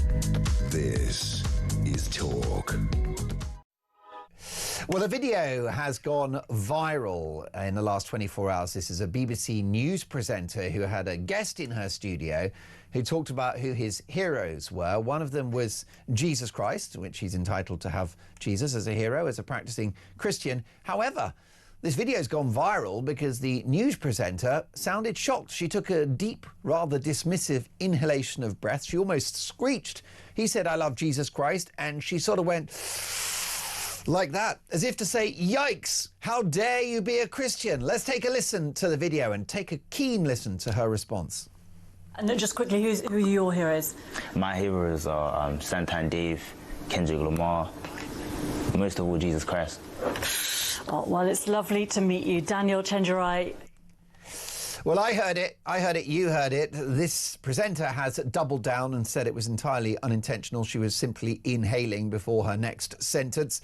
But it sounded to me like a diss. It sounded to me like the mask had slipped. It sounded to me like a slur on a practicing Christian. Can you imagine if she'd reacted to somebody who shared a different faith? Naming no names. Let's get reaction now from a very good friend of mine, a man of the cloth. Bishop Kyrian Dua, FSHC, a missionary bishop with the Confessing Anglican Church. Bishop Kai, welcome back to Talk. Your reaction to the behaviour of this presenter, are we overinterpreting? I don't think we're overinterpreting at all. Anybody with any experience in broadcasting knows when you're live on air, you don't suck air over your teeth like Miss Guru Murthy clearly did. It's just a shocking moment for the BBC, who rightly earned their moniker of the Biased Broadcasting Corporation, or as I affectionately like to call them, bigger and better cock-ups. Well put, and I've got to say that is a commanding use of language. The mask slipped, didn't it? 100%, and I'm sure that all of the ultra-liberals at the BBC are sitting there cringing at the very mention of Jesus Christ on a BBC News programme. How very dare any Christian go on BBC and openly profess their faith as DC3 did. And all credit to the young man for having the boldness to say it. But this was a nasty moment. And I will say this, I think the BBC have managed to do something that nobody else has, because they finally found rocking horse manure in the stables, if you believe that response from Ms. Guru Murthy. Now, a former boss of mine, Danny Cohen, used to be the director of television at the BBC, Bishop Kai, a very experienced broadcast journalist and producer, talented guy. He recently wrote in the Telegraph that the BBC is institutionally anti-Semitic based upon its coverage of the war in Gaza, based upon the fact that he knows the inner workings, the mentality, the ideology of the corporation incredibly well, having worked there for many years. But do you think the corporation also has an issue with Christianity? I think it has an immense issue with Christianity, probably more so than it does with its anti-Semitic tropes and storylines that it's produced. And I can't understand why what was once an incredible global leader in broadcasting has descended into this position that it now infests, other than the fact that we have the ultra-liberals at the top of the tree and people that are Christophobic and anti-Semitic that are in charge of programming and what the public are being seen. We know for the last 5 years it's been blatantly obvious how biased the BBC is, how much we've had consecutive governments that use them as an extended arm of their propaganda tool, and the BBC just keep displaying their bias in every possible way that we can imagine. The woke ideology that inhabits the mindset of so many BBC producers is inherently anti-Western, and it's anti-Christian too, isn't it? This is a major issue for a national state broadcaster that supposedly is the cultural centrepiece of a Christian country.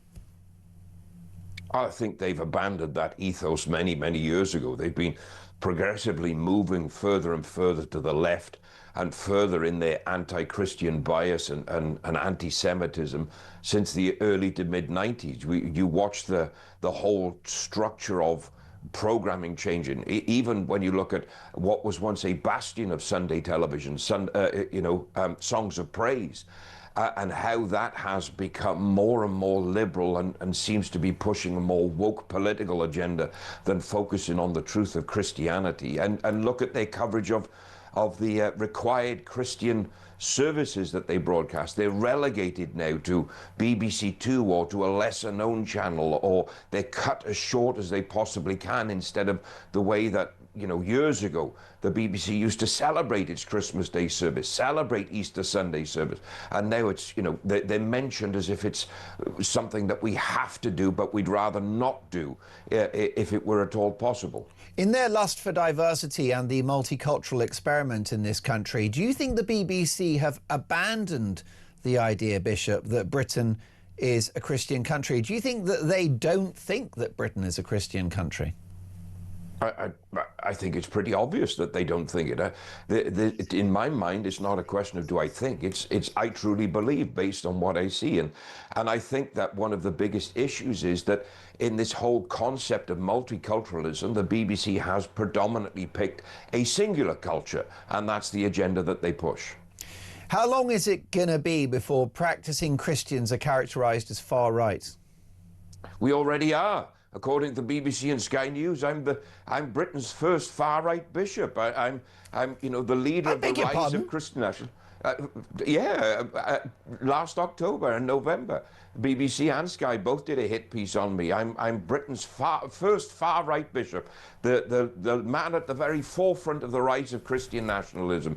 So they've been labelling us like this for a long time now. It doesn't surprise me at all. Bishop, I'm really sorry that you've been through that. If you were a man of means, which thanks to your devotion to the man above, you're not, because of your ministry and your devotion to your followers, you could easily sue. What are your alleged crimes? The fact that I have stood on the stage at 2 Tommy Robinson rallies and proclaimed the gospel of Jesus Christ and led prayer, the fact that I took many people that gathered on a beach in Cornwall and baptized them in the ocean, and the fact that I speak into criticising consecutive governments for their failures on immigration, economy, healthcare, and a whole range of topics. That apparently makes me Britain's first far-right bishop. Pretty wild stuff and completely unjustified. Bishop Kai, you're always welcome to join us on Talk Breakfast. You won't be cancelled on my watch. Thank you for sharing your concerns about this viral video of a BBC News presenter taking a sharp inhalation of breath when somebody mentioned his love of Jesus Christ. I wonder whether that would happen if he had professed another faith. I should say Geeta Gurumurti is the broadcaster in question, has tweeted, "I've seen there's some discussion about the end of my interview with DC3 this week. For the record, I was simply breathing in before moving to end the interview. To suggest anything else is untrue." And the BBC are very clear that they're not anti-Christian and that anybody is entitled to follow their faith such as they choose. More to come. This is Talk Breakfast.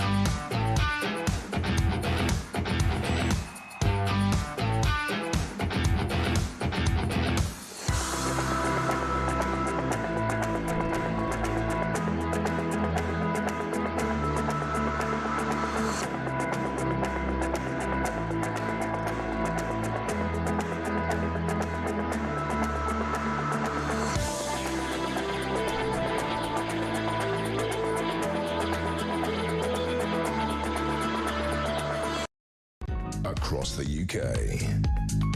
On DAB+, on YouTube, on your mobile, and on your side. This is Talk.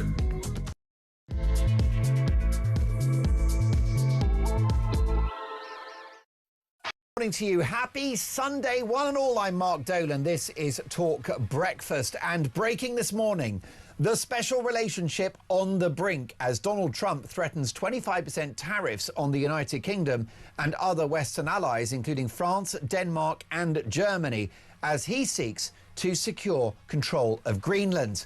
Starmer has condemned the move, and politicians from across the political spectrum have spoken out and condemned this latest action from the White House, including Kemi Badenoch, Nigel Farage, Sir Ed Davey and others, united in their condemnation of this move. Now, the president plans almost immediate 10% tariffs on the United Kingdom, starting at the end of this month in less than a fortnight's time, ratcheting them up to 25% by the end of the summer if he doesn't get his way. So does this make a recession now inevitable? What's next for Britain? What's next for NATO? What's next for the world? We will bring you full analysis. Meanwhile, the bitter war of words between the Conservatives and Reform over the defection of Robert Jenrick has worsened, with the Tory leader Kemi Badenoch saying that Robert Jenrick isn't even a proper, authentic right-winger. But does his move to Reform now make a Reform UK government inevitable? Was the recruitment of Jenrick the final piece in the jigsaw puzzle which sees Nigel Farage enter number 10 at the next election? My phone number is 03444991000. My priority for the next hour is to get your opinions on the radio and on the telly. You can text the word talk and your message to 87222. Leave us a voice note. So much to get through. A big hour to come. As the saying goes, let's talk.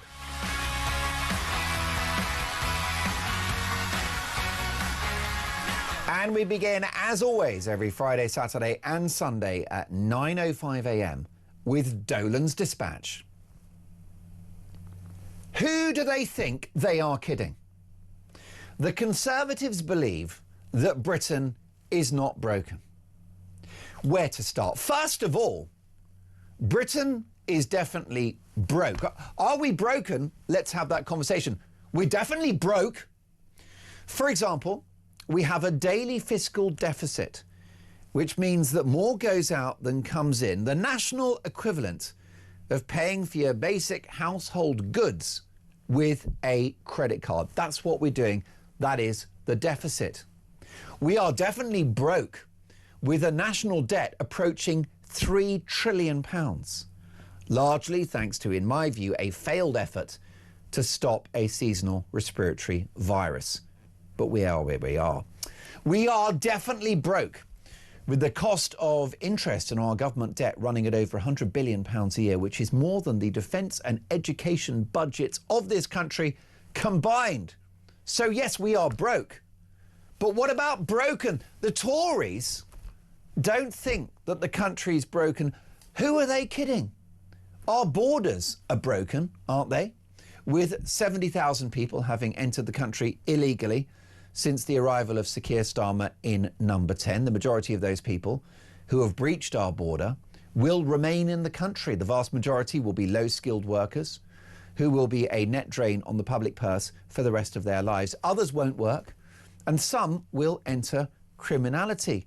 How many will successfully integrate? You tell me. It sounds, I think you'll agree, pretty broken. Pubs are closing every day. Farmers are selling up, the inheritance tax U-turn having come too late. High street shops remain empty. Our city centres, miserable, joyless and all too often dangerous no-go zones, particularly after dark. Sounds pretty broken to me. The unlimited mass immigration experiment, with upwards of 1 million people entering the country in a single year, with 1 in 25 Brits having arrived here in the last 5 years. That is broken. Ghettoised communities living in parallel to the rest of the population, speaking other languages, following different customs, women cloaked from head to toe, controlled by paternalistic husbands and brothers. Sounds pretty broken to me. The highest energy costs in Europe thanks to net zero. Broken. 10 million people of working age not active in the economy. Broken. 50% of the population now drawing more resources from the state than they contribute via tax. Broken, broken, broken. Tumbling wages, rampant inflation, not enough houses, not enough trains, buses, reservoirs, roads. A generation of depressed, obese kids. An NHS more expensive than ever, with worse outcomes than ever. More mental health problems, more type 2 diabetes, more lifestyle-related illnesses. A health service with a waiting list of 6 million people. Broken. Toxic, closed communities that have anti-Western and anti-British attitudes and values. Incubating anti-Semitism. Publicly revealing themselves at those weekly so-called peace marches, where cops allow them to walk around with signs saying globalise the intifada, which means bombs in shopping centres, on public transport and at sports stadia. Broken. The rape gangs able to perpetuate their crimes, possibly involving 250,000 young female victims, thanks to political correctness, thanks to a shielded community, with cops and local authorities terrified of being called racist. So let the girls be attacked. Broken. Two-tier policing. A welfare state that used to be a safety net and is now a lifestyle choice. Broken. European judges deciding which rapists and murderers we can and cannot deport. An anti-British narrative running through our education system and even in our stately homes, museums and art galleries. Broken. Can I tell you a story? I took my son to a special museum to look at the first steam engine a few months ago. Now, this is an amazing British achievement, the first steam engine, right? A big part of the Industrial Revolution. We can be so proud of that achievement. And at this museum, looking at the steam engine, I got a lecture about slavery. We didn't talk about the engine and the pistons and the steel and the mechanics and the ingenuity and the calculations that were required to produce this remarkable machine. I got a lecture about slavery. Can't I just enjoy the steam engine and enjoy an achievement of this country? Broken, broken, broken. The list goes on, and I don't want to be Mr. Doom and Gloom. Because yes, if our politicians and media types could step out of their comfortable middle-class bubble, they would agree that we are absolutely broken. But that doesn't mean that it can't be fixed. Let me assure you that my glass is half full, as is this branded Talk mug as well, with lukewarm tea from a machine that, frankly, raises more questions than it answers. Here's the issue. My glass is half full. We can fix it. What we need to do is reassert a sense of nationhood. We need to reassert the British values of hard work, fair play, tolerance, open-mindedness, self-responsibility, good humour, and the importance of togetherness, of community, of national pride, of nationhood. Now, a multi-ethnic society is not an issue. That's what we've got. The failed multicultural experiment is another conversation altogether. So in the end, Britain is broken, but there is hope. What it needs is an economic, political and societal revolution. The country is broke, yes. It is broken, but fixable. But time is running out. Tick-tock. Tick-tock. 0344 499 1000, your reaction. It's 12 minutes past 9. Mary is in Hemel Hempstead. Good morning, Mary. Good morning, Mark.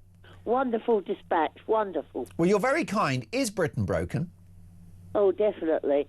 But I want to comment about a few things. First thing is Robert Jenrick.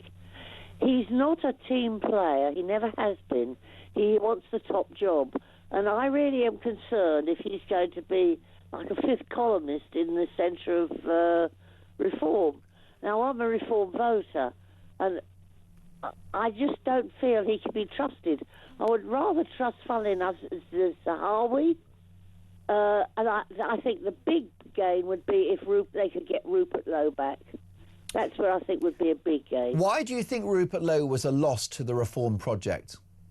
Because he spoke just like Nigel, funnily enough, to the common man, and I feel very sad that he went. He was very understanding. He's run a business. He was not very knowledgeable, and Robert Jenrick, people seem to forget that when the COVID crisis was on, he did a runner-up to Hereford with his family when we were all in the first lockdown, and said that it was his main home. But his children went to school in London. Well, you're right to hold these people to account for their past actions. Mary, do you think, though, that Nigel Farage's approach is to pull the party slightly into the centre ground in order to win? And is that too high a price to pay, do you think? Well, not Robert Jenrick. I just don't think he can be trusted. I think he might eventually finish up causing trouble. I might be wrong. I hope I'm wrong. Do you think it was a misjudgment of Nigel Farage to accept him into the party? I do, yes. If he keeps him, then he doesn't stand as a candidate, because I just don't feel he can be trusted. He might cause trouble in the party.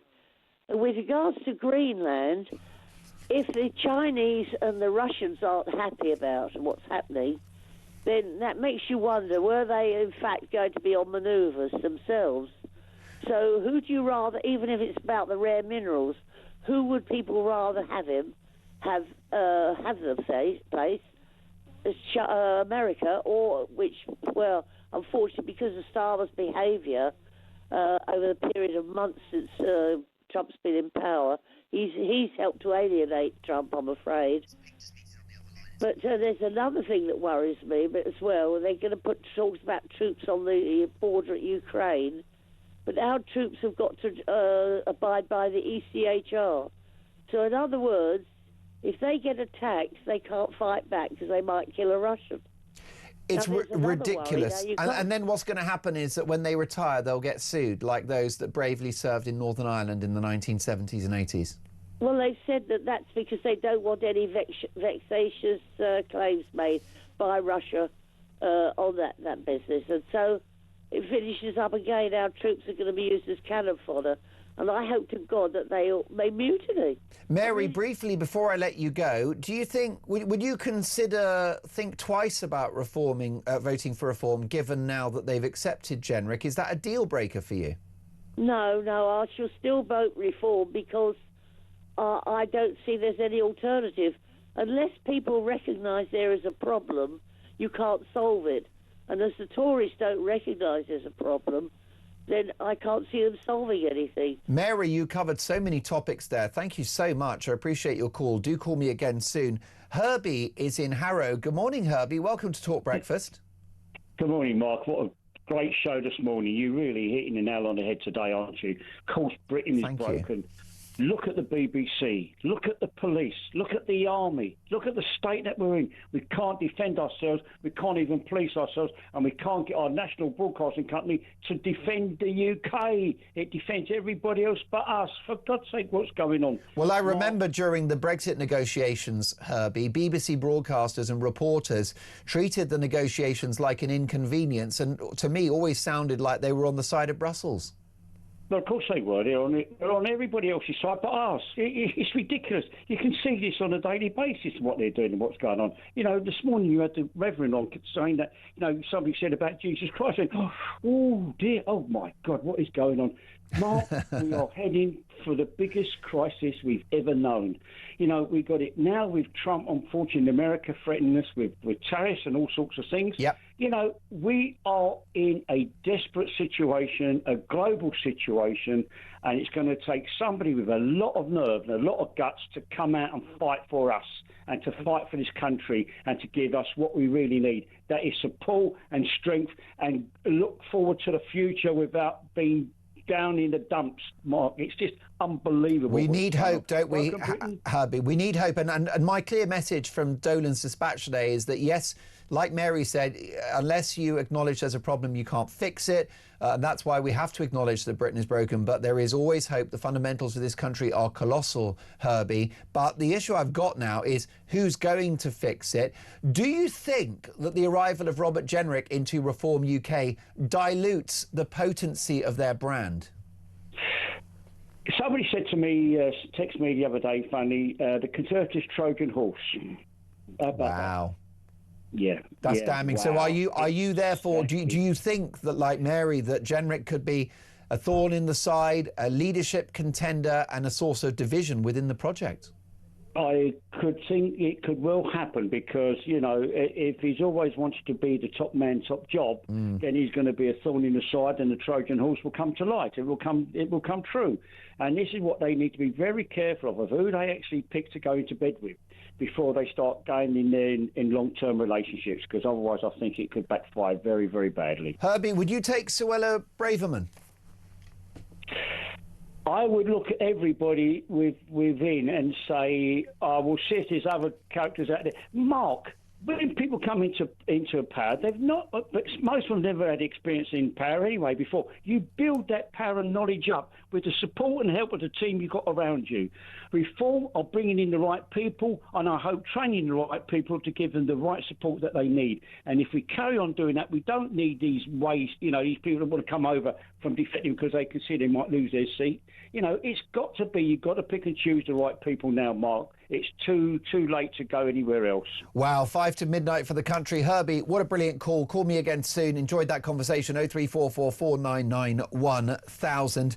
What do you think about Jenrick? Does he dilute the potency of the Reform brand? Or is Nigel Farage being pragmatic in order to win power? Is there a danger that some Reform UK supporters are allowing the perfect to be the enemy of the good? After all, what's the point of any of this if you can't get into number 10? Let me know your thoughts on that.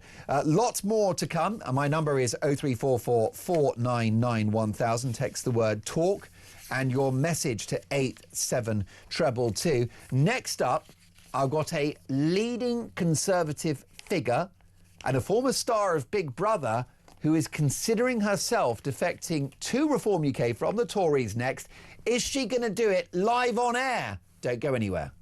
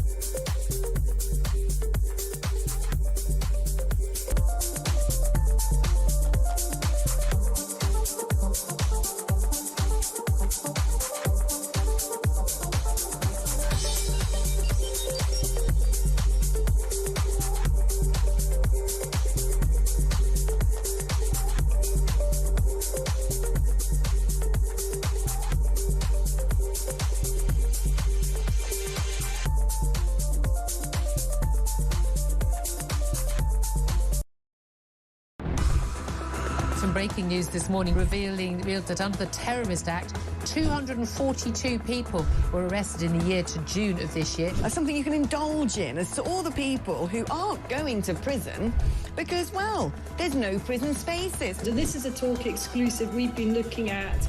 I said, you take these cuffs off me and speak to me like a human being rather than a common criminal.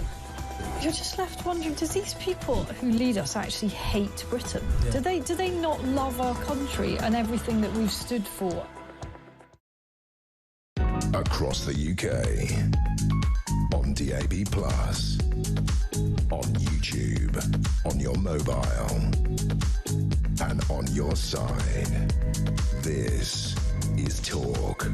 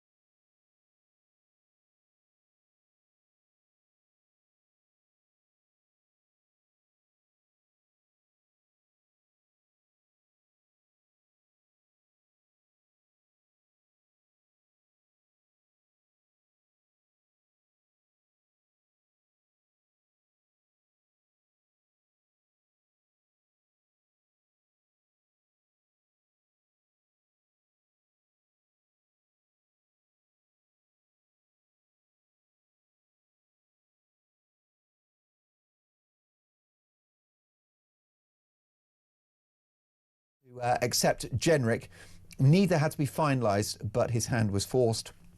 And how about this from Lizzie in East Kilbride. Nice part of the world, East Kilbride. Thank you for watching and listening, Lizzie. She said, I loved your Dolan's dispatch this morning. Every single word about Broken Britain was spot on, and I think it should be sent to Kemi Badenoch. In fact, I think we should start with a petition with a heading, Is Britain Broken? Let the government see how millions of us believe it absolutely is. Listen, I want to get to more of your feedback shortly, but let's get the views now on the big moment of the week, the defection of Robert Jenrick to Reform UK, with Emily Hewitson, who is a broadcaster, a journalist, an author, and a former star of ITV's Big Brother. Emily, welcome to the show. On paper, you are a card-carrying Tory, but you've said on this show in the past that if Robert Jenrick leaves the party, you'll go with him. So what's the latest? Exactly. You are right. I am a card-carrying Tory, but I did also say that if Bobby J goes, that I would go. So, yes, it's been quite the kind of few days for me, obviously, with Robert Jenrick going. I haven't gone yet, but obviously this really is kind of another dagger in the coffin in terms of my Conservative membership. Why is Robert Jenrick, or Bobby J, as you affectionately refer to him as, why is his defection such a moment for you? Why is that significant compared to the departure of others? I think many Conservatives were hanging on to the party because we saw Robert Jenrick as a hope. We saw him as a true Conservative who really understands the concerns that so many across the country feel on things like immigration, on justice. So it is a massive shame to see him go. I was personally hoping that before the next election he would become leader and save the Tories. But now we've lost that kind of hope. It's hard to see where we go from here. And it's a shame, really, because it felt like we were starting to turn a bit of a corner. Kemi has got a lot better in recent kind of months. She's a lot better on PMQs, and we were up a few points in the polls. So we're starting to feel slightly more hopeful. And then this disaster happens. Yes, because Robert Jenrick was becoming the right-wing conscience of the party, wasn't he?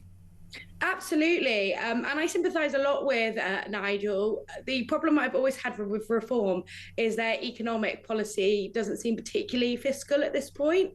And I need more confidence that they would be able to run the economy in a fiscal way. For example, the scrapping of the two-child benefit cap that they were in agreement with Labour on doesn't feel particularly Conservative. So Robert Jenrick was really my man. He had the Conservative economic policy as well as being really strong on immigration, very patriotic, and really had a great vision for our country. And now he's gone. It's definitely deflating, and it definitely makes me consider my membership of the Conservative Party. Well, that's very interesting, isn't it? And I wonder whether you might consider your position whilst on air. We'll come to that shortly. But Emily, I want to ask you what you think about politicians, though, that do change their minds, like Robert Jenrick, who backed David Cameron back in the day and, of course, voted Remain in the Brexit referendum. I mean, this is a guy that's had more journeys than Phileas Fogg, hasn't he? Do you really trust his Damascene conversion to right-wingery, to conservatism? It is hard because obviously he has been on somewhat of a political journey. I personally think very early on in his career, he kind of went along the careerist route of, towing the party leadership line. However, I think he's gained a lot of confidence. He resigned from government over immigration, which I think is really significant because obviously that results in, a pay cut, and the fact that he was willing to do that because he felt strongly. And the ending of his career at that point. Exactly. So it's a tricky one, but I do actually believe that Robert Jenrick is a true Conservative. I think early in his career was when he was actually making decisions in order to try and toe the party line, basically. Before we get to your position, what do you make of the views of Mary, who called the show earlier in Hemel Hempstead, and she said, look, Robert Jenrick is a very ambitious guy and he will cause trouble for reform and he'll be after the leadership. Do you see him as a potentially divisive figure within the Reform project?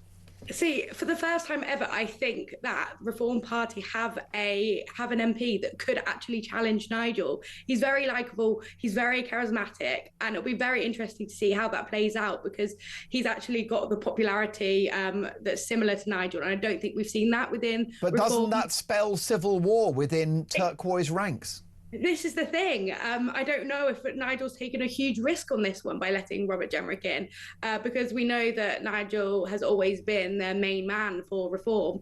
But now we can see from polling amongst Conservative members that Robert Jenrick was by far the most popular member of the shadow cabinet, and he has a lot of widespread popularity within Reform too. So it'll be really interesting to see how this will play out because we've got actually two very, very strong and popular candidates now, and I don't think that's really been seen within Reform before. OK, Emily, let's make broadcasting and political history. As a card-carrying Tory, a high-profile political activist and campaigner, as somebody that's been a star of major TV shows, news outlets, even Big Brother, where you briefly appeared, do you take this opportunity now on air to move yourself to and to defect to Reform UK? Is this the moment at 9:30 on a Sunday morning? No. Maybe ask me next week. I definitely don't want to make any rash decisions. What's keeping you within Tory clutches? A party that thinks Britain isn't broken. No, exactly. And I do completely understand everyone's criticism. Half the shadow cabinet don't want to leave the ECHR.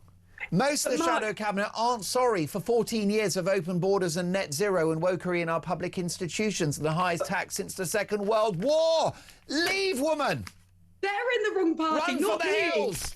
Come on! Get on with it! In the Conservative Party. We haven't got time for this. I want them to leave. I'm a Conservative in the Conservative Party. I'm in the right party. They're in the wrong party. They should leave.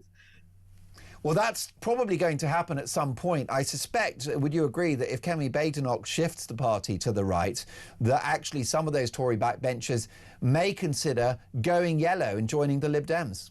They should.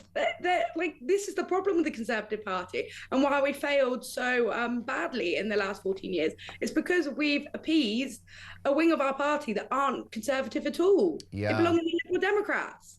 How many people do you think are like you, who are loyal Conservative supporters, who are, essentially on the fence about whether to stay? Not many. I think a lot of my type have left, really, and that is the problem, that there's not really many of us to fight to bring the Conservatives. So you're sat there at the tail end of the exodus. it's hard. It's hard, but I'm just stubborn, and I do believe that the Conservative Party should be conservative. If people like me continue to leave, then it basically is the Lib Dems at that point. Maybe I'm just a bit delusional, but I just truly believe as a Conservative, I should be in the Conservative Party, and it's the Liberal wets that need to leave. Well, it's my view that the Conservative Party as an organisation has done far more good for the country than bad, particularly the defeat of fascism, thanks to Winston Churchill in the Second World War, particularly thanks to Margaret Thatcher and her economic, political and societal revolution in the 1980s. I'm old enough to remember when the bins weren't being collected, the bodies were not being buried, the winter of discontent. And from 79 to 90, she transformed the country into being a global economic, diplomatic and military powerhouse. She was an extraordinary Prime Minister. Yes, she got things wrong, and I think her abandonment of mining communities after shutting down the coal mines was really bad. She should have built more social housing after flogging our stock. But overall, a magnificent Prime Minister. So, you know, it's a remarkable party with a great history. How does it save itself if you're going to stay? I think Kemi Badenoch needs to become a lot more hardline and stop appeasing to the more liberal wing of the party. We need to But show isn't that what reform is for? Well, but the problem with reform is that they are trying to unite essentially Labour voters and Conservative voters that are socially conservative. So that in practice means that a lot of their economic policy isn't that conservative, like scrapping the two-child benefit cap. That does go against my economic principles.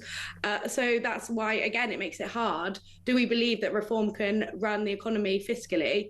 Or are they going to kind of have their hands tied because they're also trying to appease kind of the classic Labour vote? Interesting stuff, isn't it? I've got a really long, lovely text from Paul with his plan to fix broken Britain. And it just is fantastic about, you know, productivity, backing British workers, housing and a range of other issues. The country definitely needs to be fixed. How do you see things playing out at the election? If you do stay as a Tory, is there any hope that you'll have a sniff of power? I think the only chance how things are looking now would probably be a Reform Conservative coalition. And I know Nigel Farage has ruled out ever working with the Tories, but they all do that, don't they? Yeah. But yeah, I think I'm definitely considering whether I could see, you know, Reform as, like, if Reform could get my vote. And it's definitely something I'm thinking about. It's just really hard on the economic side of things. The economic side. Also, the other question is, you know, for those on the right who would like to see a truly conservative government, whatever the branding, Reform UK, a bit of a punt for people, isn't it? Nigel Farage, no experience of frontline government, some big egos in that cabinet, potentially Zia Youssef, Richard Tice, Robert Jenrick. That is the issue for those who want Britain to be fixed. Reform UK is without question a roll of the dice and a gamble. Absolutely. And it is obviously a lot easier being in opposition or kind of just criticising the government of the day, because in practice, running a government is a lot harder. Obviously, Labour have had the shock of their lives with how dreadful they've been. So that is definitely a risk. But that's why probably a coalition with Conservatives that kind of have more experience would probably be quite helpful to them. But if we keep seeing more of the senior Tories leaving to jump ship to Reform, obviously they bring a wealth of experience. They know how to run a government, so that does definitely strengthen their cause.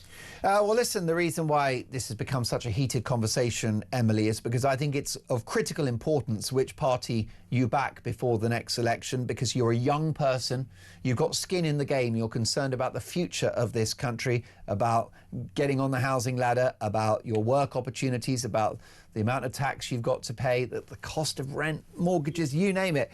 So, you know, it's young people are the future of this country, and whichever way you go is going to be significant. Will you continue to give us a running commentary on your thoughts politically in the weeks ahead?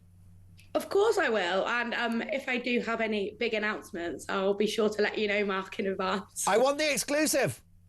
I will give you the exclusive, Mark. Emily, it's been a really interesting conversation. We'll catch up very, very soon. Emily Hewitson is a Conservative commentator, broadcaster and former star of Big Brother, no less, because this is definitely an interesting debate. Sandra, by the way, has messaged the show. She said, "Hi, Mark, the plan in Reform could be to have Robert Jenrick as heir to the leader post in 2029. Nigel Farage may not want to stay on after one term, and that is Sandra in Essex on that one.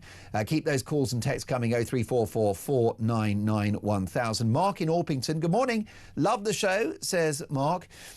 Britain is broken. Absolutely. The answer is definitively yes. The problem is going to be if 50% of the country take out more than they put in, why would they want a change? Tough times ahead. Thank you, says Mark. Reform should accept these latest defection recruits as only consultants until they have proven to be who they are and what they say they are. That is from Ian. Listen, folks, let's keep this coming. So many more big stories before 10 o'clock. Johnny Gould is live with us in just a few minutes' time. Of course, he takes over at 10 o'clock and he'll tell us about what's coming up in his show. But what do you think about the Jenrick story? Is this the final piece in the jigsaw? Phil, what's next? Give me a shout out, because it's live.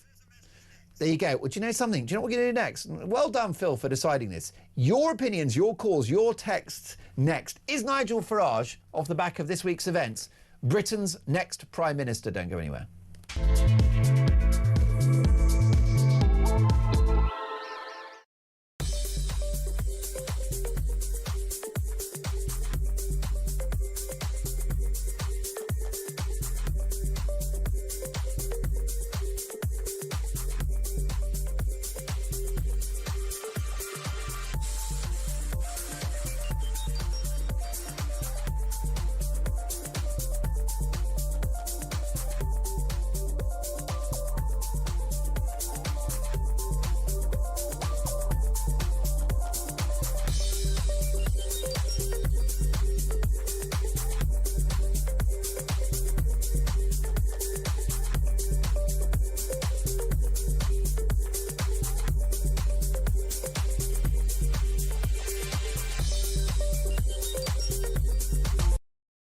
Across the UK, on DAB+,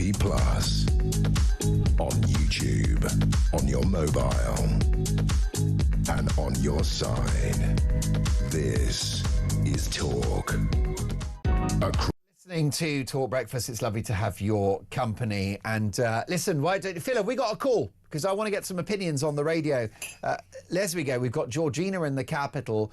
Georgina, is Britain broken? What's your reaction to today's Dolan's dispatch? My message is a clear one. Yes, we got problems.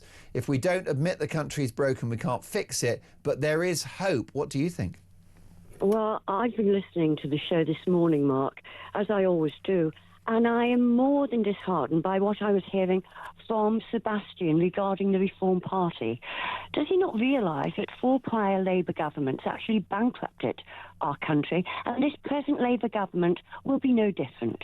We're even now, as we speak, Mark, teetering on the verge of bankruptcy, and still this incompetent government keep on spending. There's nothing more dangerous than a socialist with the power over the public purse, especially when the money held therein is spent on ridiculous ideologies instead of being spent on the people, the defences and the well-being of our country. It doesn't matter now, you know, that we have Conservative MPs defecting reform. What matters is that they all have the basic goal and sincere desire to get our country back on its feet. And as far as I'm aware, we are to welcome a Labour Party MP this week. Petty squabbles and playground tactics now must be put aside, and the important issue of running our country properly must be the main priority of our next government, and Nigel is well aware of this. This government has deteriorated and our society destabilised under this Labour government. We have the highest energy prices in the Western world, a serious cost of living crisis. We have no defences, Mark. We have no immigration control, and the rate of crime is skyrocketing. And let us not even start with the state of our NHS and our educational system. Our economy is on its knees.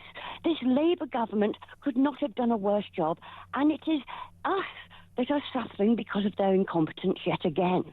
There is nothing more sure than this Labour government being replaced at the next election. And whether Sebastian likes it or not, Nigel Farage will be Britain's next Prime Minister. Just take a moment to listen to the millions of working-class British taxpayers, because their displeasure of the running of our country is palpable, Mark. This should tell you all you need to know about how the electorate feels with regard to the present government. Well, a very powerful set of remarks there. In relation to my earlier guest, Sebastian Salek, who is a Labour councillor, Georgina, some take the view, though, that whilst Reform UK looked great on paper, it's too much of a roll of the dice for the country to have a set of public figures in Nigel Farage, Richard Tice, Zia Youssef, with no experience of government running the country. What say you? Well, hang on a minute. We have supposed people of experience running the country at the moment, and look at the mess we're in, Mark. Reform UK will do a far better job, even though they are what we would call greenhorns in political, in the political arena. Nigel Farage is very experienced in Westminster. He's been there a long time, and also a lot of the MPs now have experience in politics. So he has got now a full cabinet. If they called a general election tomorrow, he would be able to do the job. And as far as Robert Jenrick wanting to take over from Nigel, the only way Robert Jenrick will be able to get leadership is if Nigel handed it to him. There's no other way. Nigel Farage is not a pushover. Let me tell you that. He's a very strong gentleman. So don't be thinking that he's a pushover and Robert Jenrick's going He's not a pushover, I agree, and he's a man of courage. This is a guy that was unfashionably calling out the boats crisis a decade ago. He was called far right for his pleasure. Now everyone acknowledges the problem. He's been calling out the madness of net zero. He did call out the madness of our EU membership whilst a serving member of the European Parliament. Brexit happened. So actually, even though he's not been in power, he remains and is a very consequential politician before having been Prime Minister. However, one question, Georgina, you are the queen of critical judgment here on this network. Is there not the slight whiff of snake oil about Farage? Is he a wide boy? Is he Arthur Daly 2.0? Is he politics' Del Boy? Are the goods that he's flogging kosher? Don't be ridiculous. He's a gentleman. You've obviously seen him in action. You've obviously seen him with the people. The people love him. Mark, is that enough? The British people are not stupid. Who cares? The public love Ant and Dec. We're not going to get them to run the country. No, we're not. But Nigel Farage has got the best intentions for our country. For God's sake, Mark, we need deliverance from the government that we have at the moment. And Nigel Farage has got the best intentions for our country, and he will see them through. He is the Donald Trump of Great Britain, let me tell you, and he is as strong as Donald Trump is, let me tell you. And Britain will be great under the prime ministerial rule of Nigel Farage. And actually, I haven't received your view yet on the appointment of Jenrick, or the defection of Jenrick. What do you make about that move? What does his appointment tell us about both Reform and the Tories, do you think? Do you welcome his decision to cross the floor? Well, I think Robert Jenrick is a very bright young man. I think he saved Kemi Badenoch being able to sack him, saved her the embarrassment of yet another Conservative MP defecting from the party to Reform. So I don't think he minded the fact that she sacked him, because it did save her face at the end of the day. But the fact that he's with Reform now, he was man enough to stand at the lectern and actually say, I've made mistakes. That takes courage to do that. He admitted he'd made mistakes whilst he was with the Conservative Party, and he wants to do what's right for Britain, and that's why he's gone to Reform, because the only way that Britain's going to get back onto its feet now is with a Reform government. There's no other way. The Labour Party are finished, Mark. The Conservative Party are now moribund. They're finished. There's only two parties now, as far as I'm concerned. That's Reform UK and the Labour Party, and the Labour Party are finished as far as the British people are concerned. So we are looking forward to Nigel Farage as Prime Minister. Powerful stuff. Georgina, thank you very much for your robust call. A vote of confidence in the Reform Party leader. Let me know your thoughts on that. Doc says, good morning, Mark. I think everything that Georgina has said is spot on. I'm nervous about some people hanging on their coattails, but Robert Jenrick is an obvious Brexit Party addition. Regarding your useless question about snake oil and experience, just look at Argentina. That's Darren in South Wales. Well said, Georgina, says Anne-Marie. Top team in Reform. They've got credible business experience. Look what seasoned politicians have done for the country. And Sean in Gloucester, hi Mark. Reform may be a roll of the dice, as you put it, but the Labour Party are trying to give the dice away. This is Talk Breakfast.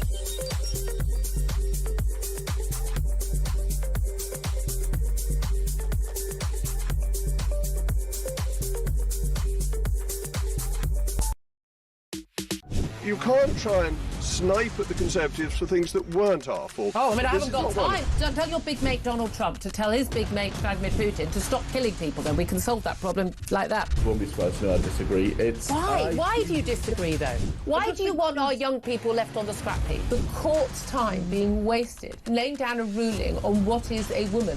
You and I have been speaking for far too many years about And this. actually, you know, I'm very grateful to you too, because you have always covered this topic.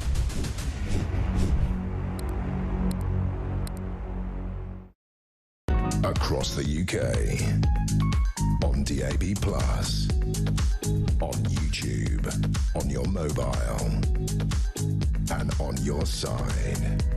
This is Talk. Wayne in Leicester, good morning, Mark. Robert Jenrick joining Reform is brilliant for the party. He's not coming to challenge Nigel at all. He's there to back Nigel. I'm looking at it like Donald Trump and J.D. Vance. Yes, Jenrick will take over when Nigel steps down, as will Vance when Trump's final term is up. Thank you for that. Brad in Cambridge, when people talk about Reform's lack of experience, what are they forgetting here? The vast majority of the Labour benches had no real previous experience of government. The smattering of Conservatives they have now makes them even more credible. Brad, thank you for that. Let's have a look now at a story in the Sunday Mirror, a royal exclusive. Harry's lonely trip home. Both are in London, but Prince won't see King this week. Prince Harry is due back in the UK, but the King has swerved a reunion. Harry is travelling alone from the US, and he'll be in London for a court showdown. But Dad Charles is busy with royal duties, whilst estranged brother William will be 420 miles away in Scotland. A source said the King's diary means he will be engaging with communities. Let's get reaction from Talk's royal correspondent Rupert Bell. Good morning, Rupert. Good morning, Mark. Georgina was lively, wasn't she? She was on a roll this morning. That woke me up, that's for sure. She doesn't mess around. She's had her 3 Weetabix, I've got to tell you. Rupert's Prince Harry comes to the UK in a matter of days. Of course, it's his court action, his legal action against the publishers of the Daily Mail, alongside Elton John, Liz Hurley and others. But he's going to cut a lonely figure in his country of birth. Yeah, yes, he is. And this court case is, he almost feels it's a bit make or break for him, because this is something, a cause célèbre for him. But and all the allegations for against associated newspapers. And there certainly seems to be, reading some of the reports ahead of it, that it's not going to be straightforward for him, as people seem to be questioning some of the validity of some of the people giving evidence. So it's going to be a very interesting case. But as you quite rightly say, it is lonely for him, because it does show that he's a man without a family at the moment. He's ploughing a lone furrow of his own doing, it has to be said. The King doesn't want him to be some sort of meeting while he's going through a court case. That's not a good look for the King, because they're trying to reconcile, but not while he's going to be appearing in a high court. So that won't happen. William obviously has no interest, because Harry doesn't, well, the royal family don't want to happen, is it to become something of a media feeding frenzy. So keep away from the royal family. They will stay silent, and it will allow Harry, well, his moment in the courtroom. And will he win the case? Well, it's likely to be a long and expensive case that might end up costing the defendant, well, costing someone a lot of money. And Harry obviously hopes and believes that he can win, but as I say, he will be cutting a lonely figure, and hopefully we won't see pictures of him knocking on people's door as we saw last time he was here, looking like a pizza man.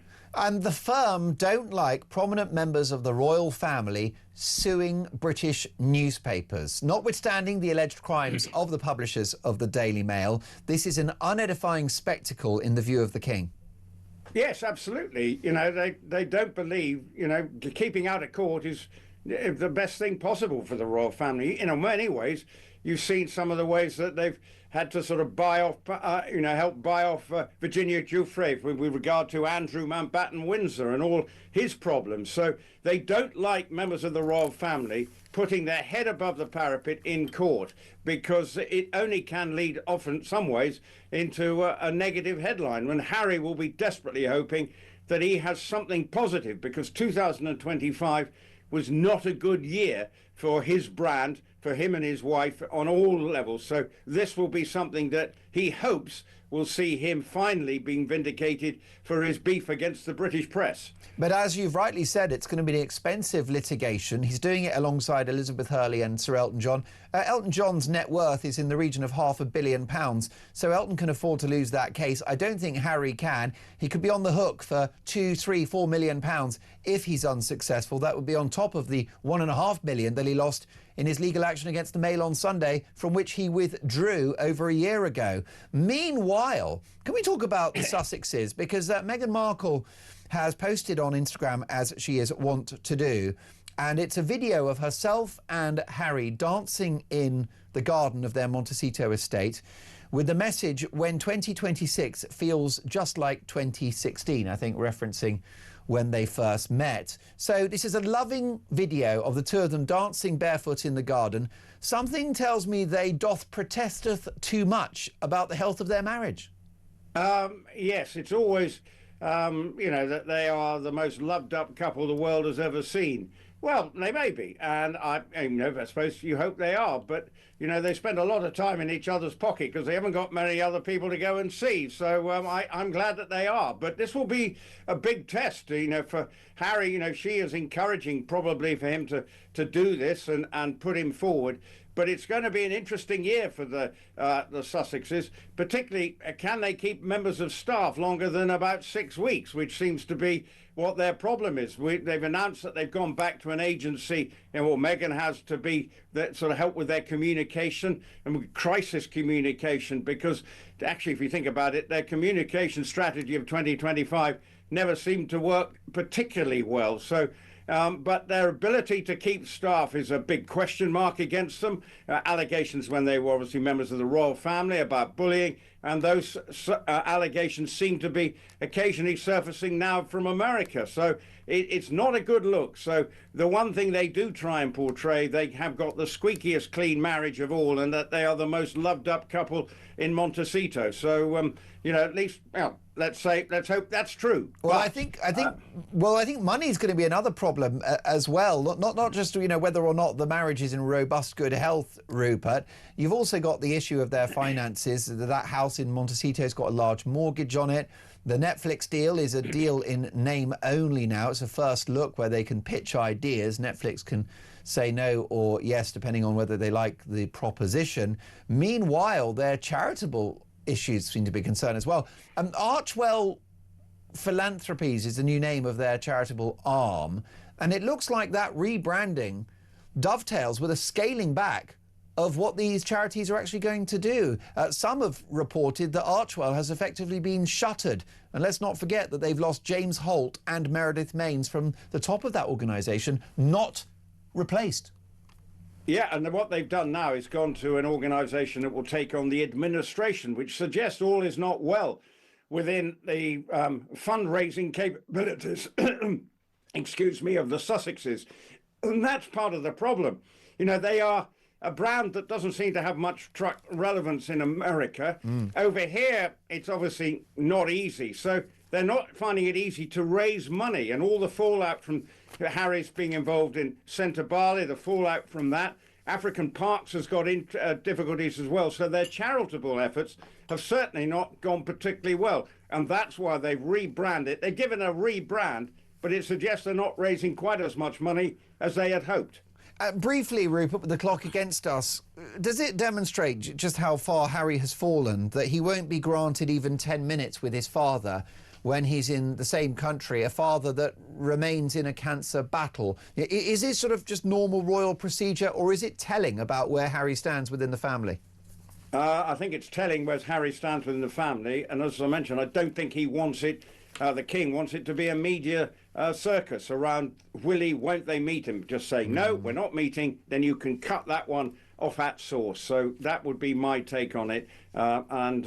For many people, this is going to be a big week for Harry. Can he find a way of sort of restoring some credibility? Well, the way he will is if he wins this court case, but that won't be easy. Rupert, you'll always have credibility. That doesn't need to be restored. My thanks to the brilliant Rupert Bell, amazing broadcaster and journalist, of course, and Talk's royal correspondent. Thank you, Rupert. We'll see you very soon live in the studio talking about great broadcasters. All right, a proper auteur of the medium with a great body of work behind him, and a great body is Johnny Gould. Hello, JG. I can't even follow that. Maybe with this question. Good morning, Mark. Morning. Who won the defection battle?